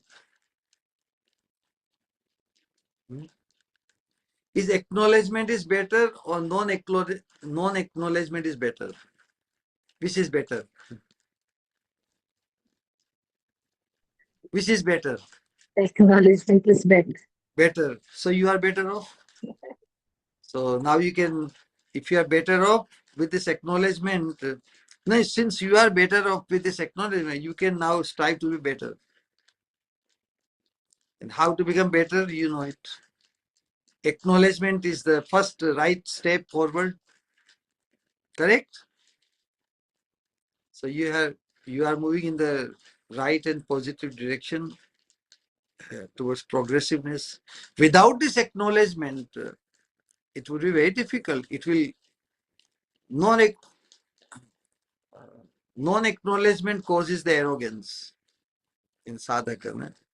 Acknowledgement makes one humble, makes one eligible to receive more mercy.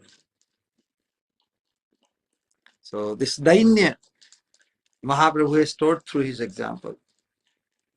Trinadapi Shunichena Tarurapi Saishnu. Amanina Manadena Kirtaniya Sadahari. So in order to experience the joy of this Radha Dashyam, or the fortune, or the thrill of one day achieving the service of the Radharani, this can keep us only progressive on this path. This acknowledgement that we are so far behind and so down, and so that will be very essential to attract the additional further mercy of Mahaprabhu and everyone. All right?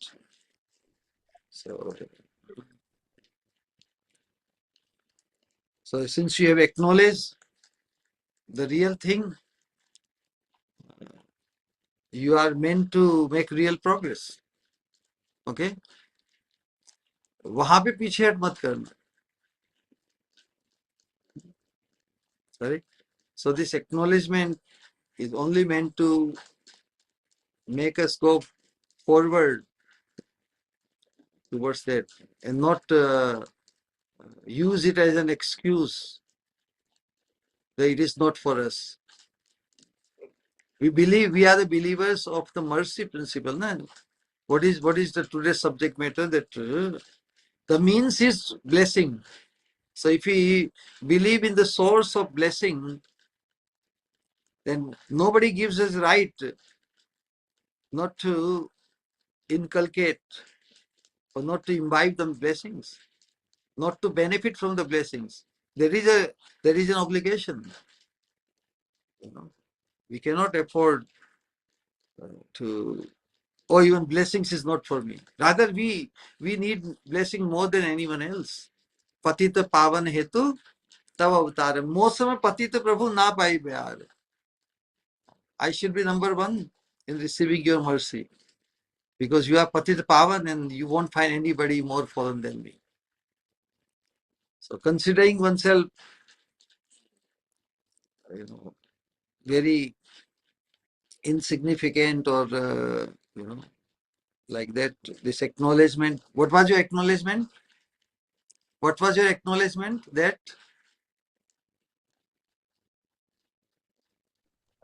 Sri Guru Namrit the word whenever I hear.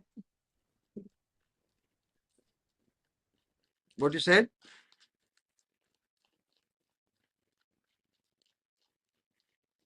What was the acknowledgement? Hare Krishna. That Namrit word whenever I hear that. Yes, yes. So this acknowledgement of our very, very precarious situation, our worldly avesh, lingering on, although theoretically on the platform of knowledge we understand things, still ignorance is just haunting us in its residual effect, lingering effect. But this acknowledgement should always make us more aware, more jagrit towards the unlimited, unkept mercy. So much mercy wants to flow in our life. We just, how can we remain careless? How can we remain inattentive to it? So, जब आत्मग्लानि होगी, that instead of putting full attention towards the real thing, how am I still stuck in the insignificant things? How is my mind and thoughts and speech, they still feel pulled towards the unwanted things, nah? So naturally, if we continue our observation, self-analysis like this, then Atma-glani will increase.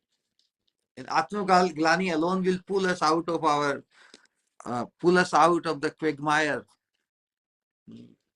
कीचड़ में फंसे हुए हैं ना, तो महत कृपा को पुकार कर हम, by calling upon the Mahat, by calling upon the Shad Goswami, calling upon the Prabhupadas and Guru Varga, we can be pulled out of there by the mercy. We can be pulled out. So we should always feel hopeful, no matter what. So the acknowledgement that I am in a very precarious position, it should make us more eager to be pulled out, correct? Rather than, oh, हम तो ऐसे ही हैं, हम तो ढीले हैं, हमसे नहीं होगा, नहीं. Acknowledgement is good. So that's the question I asked once class. So one who comes to knowledge that he has disease, correct? To come to the knowledge that one is diseased, which mode is that?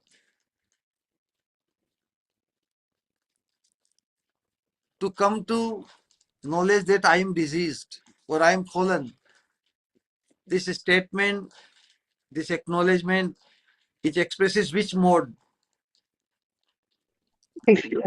Mode of ignorance, mode of patience, mode of goodness, or what? Goodness, because from there he will go up or he will start its treatment.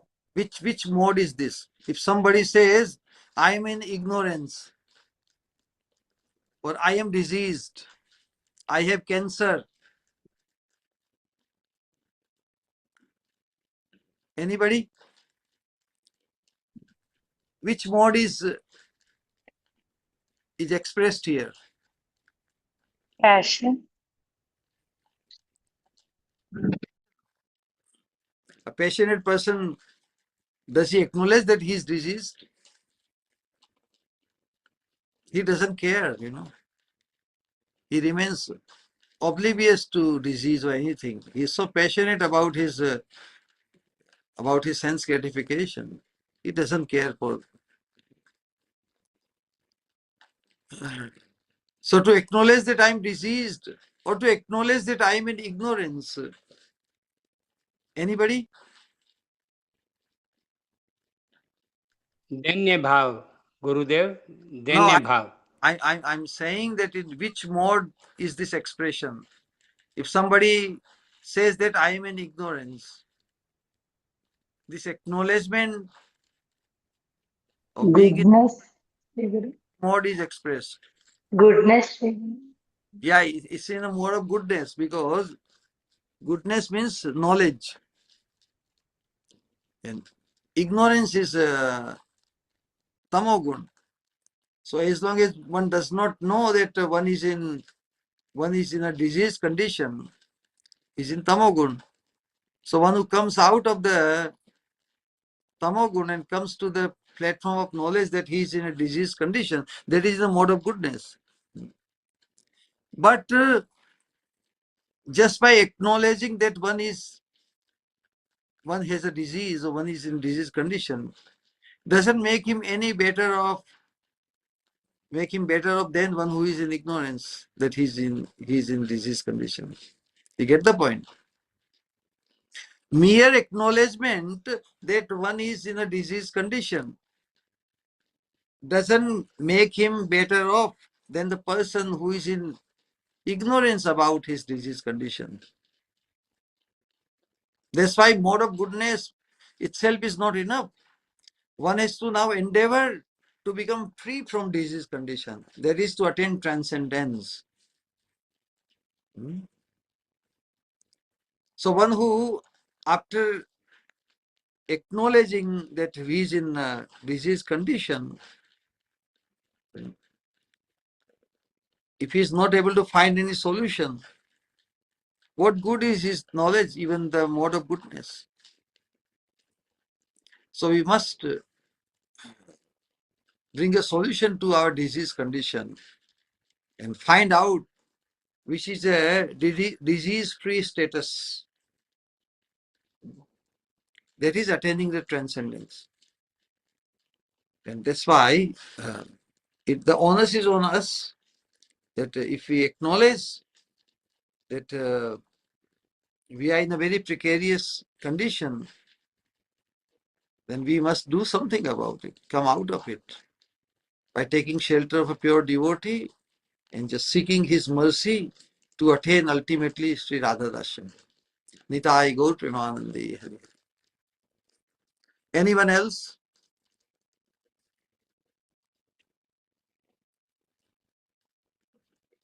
Very good. Hare Krishna. Pranam Shri Guru. Sri Swami. Such a wonderful class, Shri Guru. And you always say this term, Lage So Dawa. And when you give us this analogy that if we acknowledge that we are diseased, but we don't do anything about it, then we are no better off than the person who don't know that he is diseased. And this is such a heavy reality check for me, Shri Guru, for me personally.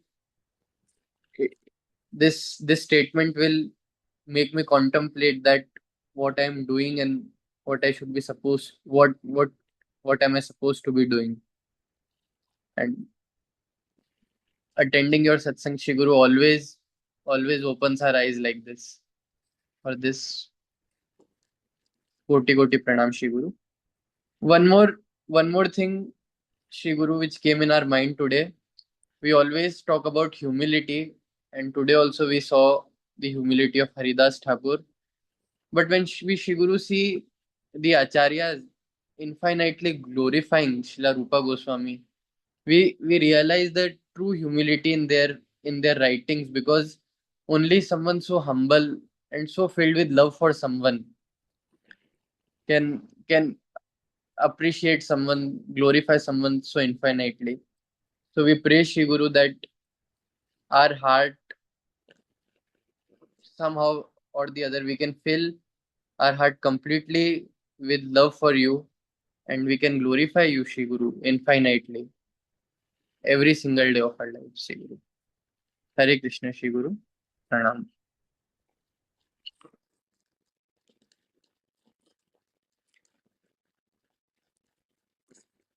Yeah, glorification also becomes enhanced when used, when done through an agency, correct? The representation becomes magnified, because what is the,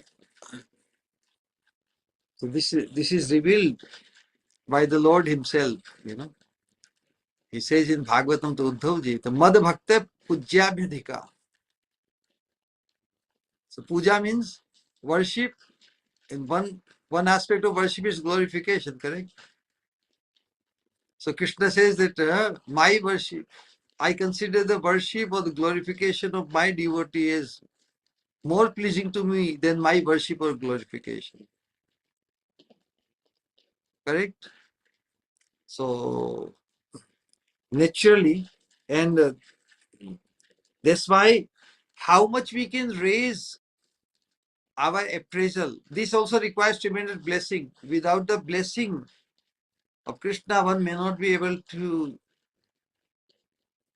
praise even the spiritual master as much as he deserves.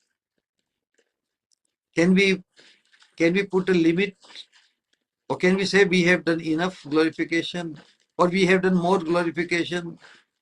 We should have not glorified someone as much. So these are the possibilities in a material conditioning. So when we become completely free from material estimation in our vision or in our contemplation, we attain the divine or fathomless appreciation for the most blessed status of the spiritual master, who is directly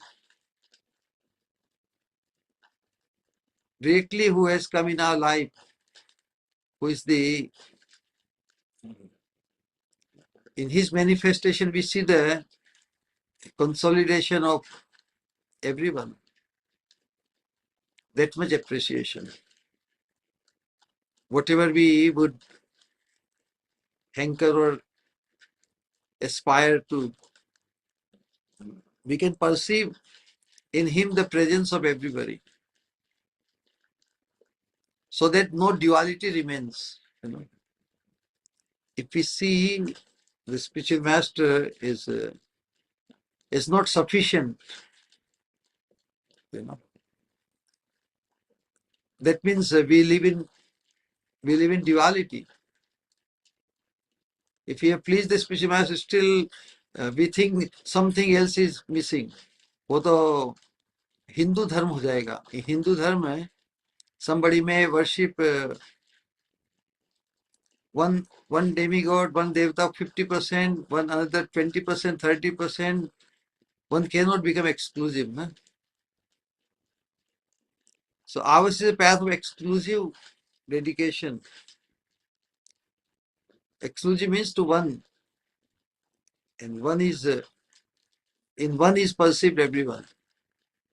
In one is perceived everyone. Just like we say, Krishna being the source of everyone. So if one tathaiva sarva arhanam achyutijya, all are automatically worshipped by the worship of Krishna, because he is the source of everything. In the same way, the spiritual master, because the affinity is developed towards him, because he's direct. He's directly coming in our life. We can hear his order, we can follow his direction and all these things. That's why reposing and depositing our loving service attitude in him gives us can give us the same experience as devoting to Srimati Radharani, Sri Rupa Goswami, to Srila Prabhupada. Is the manifestation of all in one. That doesn't mean that he has replaced any of them. They also are there, but our access to all of them is through the spiritual master. Nitai Gaur Premanande Hari Hari. Rai Ramanand. Hare Krishna. Hare Krishna. Dandavat Pranam Maharaj. Hare Krishna. Hare Krishna, welcome. Am I audible, Maharaj ji? Very well. Okay. Thank you very much. And Alamri obeisance to a lotus feet for giving such a beautiful lecture again. So I'm very much mesmerized by the depth and the esoteric uh, and the lucid explanation that you gave on Sri Bhakti Chandrika today, and it has really edified my heart.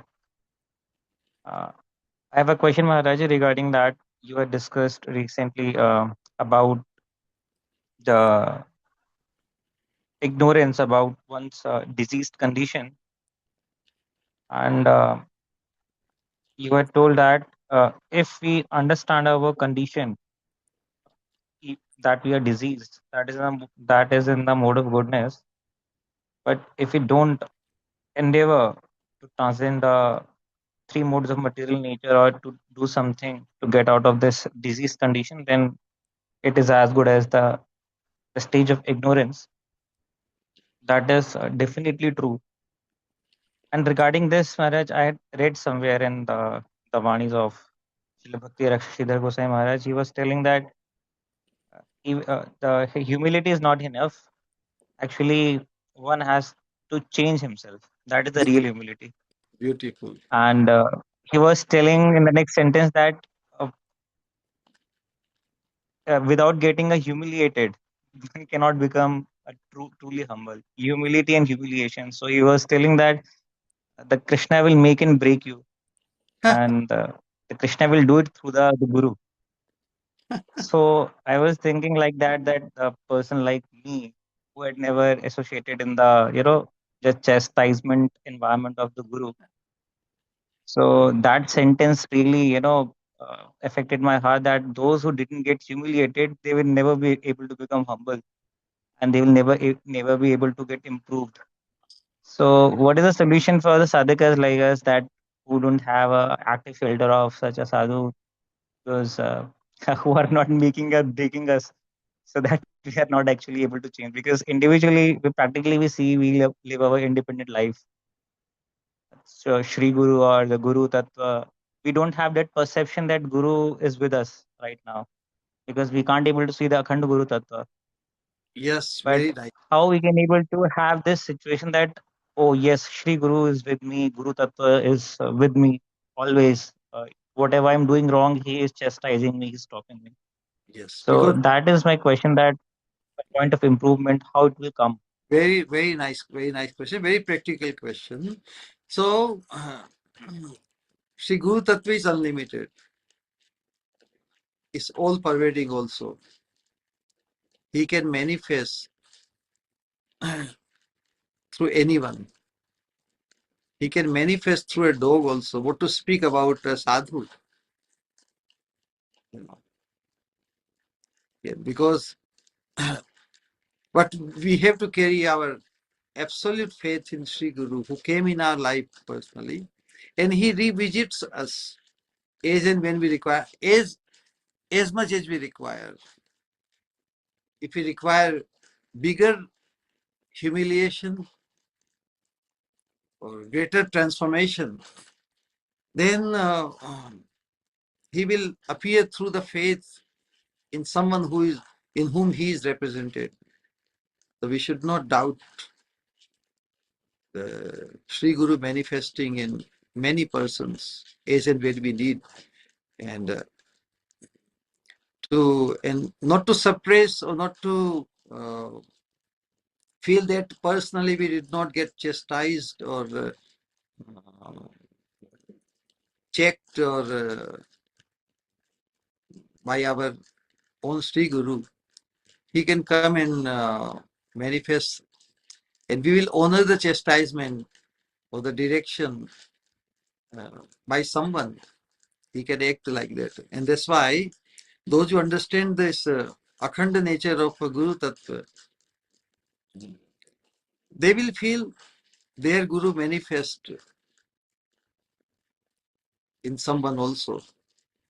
Because a true sadhak, a true disciple is never feels that he's bereft or he's deprived of the association of Sri Guru.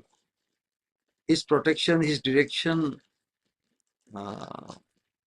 they will follow him, and he will be able to connect that direction whenever he's really, whenever he really feels the need of it. If one does not feel the need of it, he may ignore it.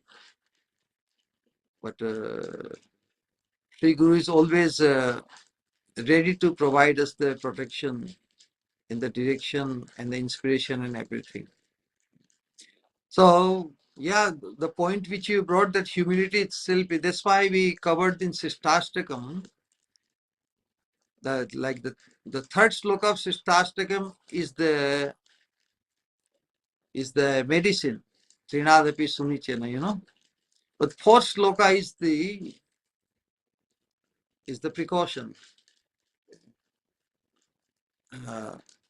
If you don't follow the precaution, then even apparently taking the medicine, showing the demeanor of being humble and respectful, everything, but still hankering the unwanting things, that could also possible. So even good intention is not good enough. Oh, I have good intention. Even a thief or dacoit, they also have good intention. We will loot the people, but we won't harm them, you know. We just loot them. So actually, what is the definition of good intention if it does not lead to the fulfillment of our human potential? What is the value of so-called good intention if we remain self-deprived? So along with good intention, we have to follow the direction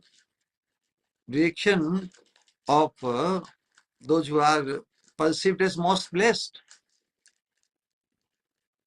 So when Guru Tattva is manifest in someone, we feel the same feeling. So yes, this person appears as the most blessed, because I realized in person my Sri Guru, whichever form he was manifest, I perceived him as most blessed, and that's why I could take shelter of him. No? We don't have any hesitation in taking shelter of the one who is perceived as most blessed by us, correct?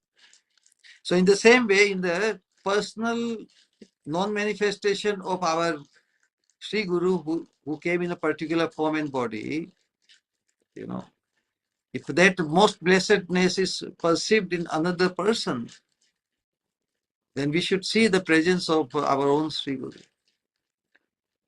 And this is how the expansion of vision takes place, only through Guru Tattva. Guru Tattva itself is most complete Tattva. It is all inclusive. If one understands Guru Tattva properly through the blessing, then other tattvas are very easy to understand, because Guru Tattva is all encompassing. Hare Krishna. Thank you Because very much. we will be pushed and pulled in the same absolute direction which has been shown and exposed by our Sri Guru.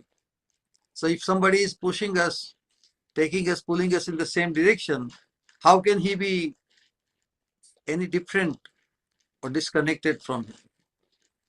Rather, he will expedite enhance our faith, and reinstate our conviction. The Sri Guru is always with us in one form or other. Hare Krishna. Hare Krishna. And pranam. Nitai Gaur Premanande, Hari Hari Hari Hari Bol. Anyone? Okay then. Hare Krishna, Pranam Shri Guru. Hare Krishna, welcome. Amazing, so sweet and lovely satsang Shri Guru. You remove the eye disease of ignorance and not only apply Gyananjana, ointment of knowledge to our eyes, but also anoint us with Premanjana, the ointment of divine love.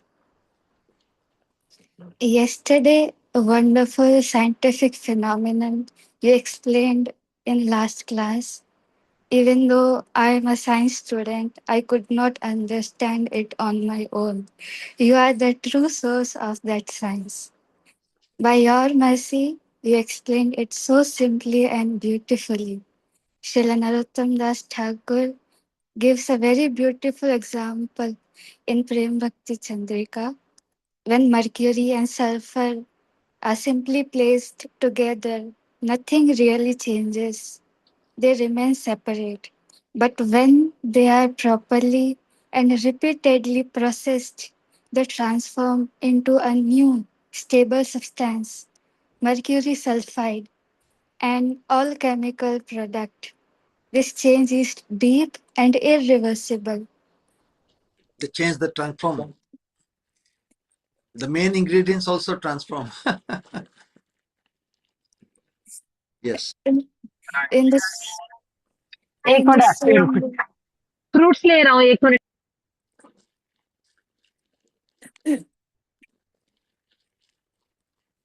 in the same way, in the beginning, a practitioner's heart and divine love remain separate. Even if one chants or practices externally, the inner nature may not change immediately. But through sincere and steady, continuous practice, satsang, kirtan, especially under the proper guidance of you, Sri Guru, with humility and genuine feeling, the heart gradually undergoes a real and permanent transformation, which is also irreversible. नित्य सिद्ध कृष्ण प्रेम साध्य कभु नाय श्रवणादि शुद्ध चित्ते करय उदय. True bhakti is not external. It is a deep, irreversible transformation of the heart.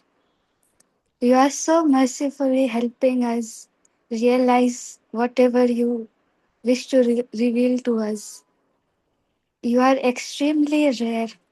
In you, I see my Shiksha Guru, Diksha Guru, and Sadguru, the one who has revealed to me my eternal identity and relationship.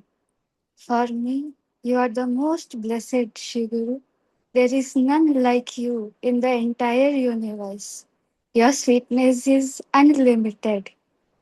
What you have come to give is so rare. It is the innermost desire of Mahaprabhu. I have not found anyone more magnanimous than you. That is why, to me, you are Mahaprabhu himself. Shri Guru Charane Rati Aise Uttama Gati. Not Prabhupada Charane Rati. Not Srila Rupa Goswami Charane Rati. You are everything, Shri Guru. What you are giving is like an open secret, both open and secret. But perhaps the real complication is my own heart. Within my heart, there are deep wounds from countless lifetimes, and you are healing them through your words, your darshan, and your mercy. I could not have found a better doctor than you. I do not know how to properly glorify you even. Shakti buddhi hina, ami ati dina, koro more atmasat, tomare karuna sa. The prayers and bhajans you have sung with such lovely feelings, I cannot stop my heart dancing and myself from singing them too.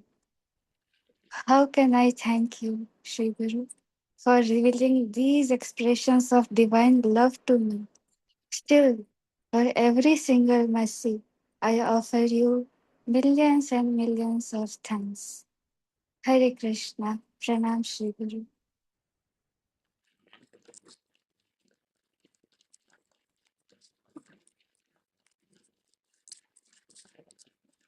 it is the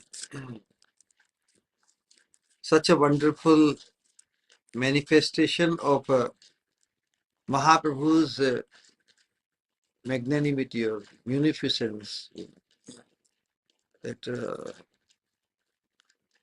he makes he he makes himself experienceable at our level, you know. So that's why whatever we imagine as to what we will do, how much we will worship Krishna, how much we will love Krishna if we get him. And in our present body, present condition, we are not eligible to touch Krishna or serve Krishna or do anything, because Krishna is so pure and Krishna is completely pure and we are anything but pure. हम pure ही नहीं है. In spite of that, Krishna has made an arrangement to go just to experience what it would be like. And that's why the manifest form of Krishna or Srimati Radharani, that is perceived in Sri Guru. And in that way, one develops that affinity. Sri Guru is not a replacement of Krishna, replacement of Radharani, or replacement of Mahaprabhu, you know, but rather he provides the fulfillment of them. What it would be like to be with Radharani. How much we can endear ourselves to Radharani. You know. That experience, that possibility is practically made available and experienceable by a sadhaka. It's like a sample of God. Even to have access to the whole ocean of nectar, rasa, God, Krishna, they are like the ocean of rasa, anand. How to access the whole ocean? Somebody has to come, or the rasa has to come in a form of a cup, in a sample. And for us, the sample, even sample can cause full fulfillment. Correct? Our capacity to experience rasgulla or rabdi or anything, if we have a thousand liters or tons of rabdi is there, correct? Our excess of that rabdi is through a sample only. If we like a sample, if you could find the relishment in sample, we naturally have the liking for the whole ocean of rabdi. So at our level, the sample itself can provide full fulfillment and cause our obsession, not only just for the sample, but for the whole thing. That's why the position of or role of the spiritual master, the status of the spiritual master, bond with the spiritual master itself is the scale through which we can judge or we can measure our perfection. Yadrishi Shraddha Siddhir Bhavati Tadrishi. That's why we need a guarantee, no? So if one has experienced the sample and if he has developed the liking for it, that means the whole ocean is guaranteed having the same relishment. So that is the appreciation. That appreciation the level of our appreciation for the spiritual master, Sri Guru, Sadguru, that will determine our perfection. Hare Krishna. Nitai Gaur Premanande Hari Hari Gaur.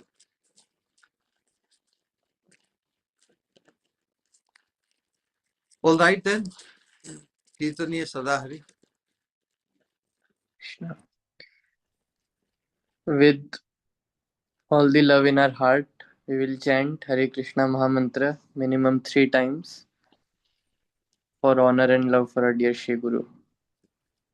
Hare Hare Krishna, Hare Krishna, Hare Krishna, Krishna, Krishna Krishna, Hare Hare, Hare Hare Rama, Hare Rama, Hare Rama, Rama, Rama Rama Hare Rama, Hare Hare, Hare Hare Krishna, Krishna, Hare Krishna, Krishna, Krishna Krishna, Hare Hare, Hare Hare Rama, Hare Rama, Rama Rama, Hare Hare, Hare Krishna, Hare Krishna, Krishna Krishna, Hare Hare, Hare Rama, Hare Rama, Rama Rama, Hare Hare. From our hearts, we will call out Shri Swamini Kripa Murti, Param Pujya His Divine Grace Bhakti Swarup Govind Maharaj ki. Jai Jai Jai. Nitai Gaur Jai Bhakti. Gurudev. Nitai Gaur Premanande Hari Hari Hari Hari. Gaur Premanande. Nitai Gaur Premanande Hari Hari. So in 50 minutes, we'll join you all in Kirtan.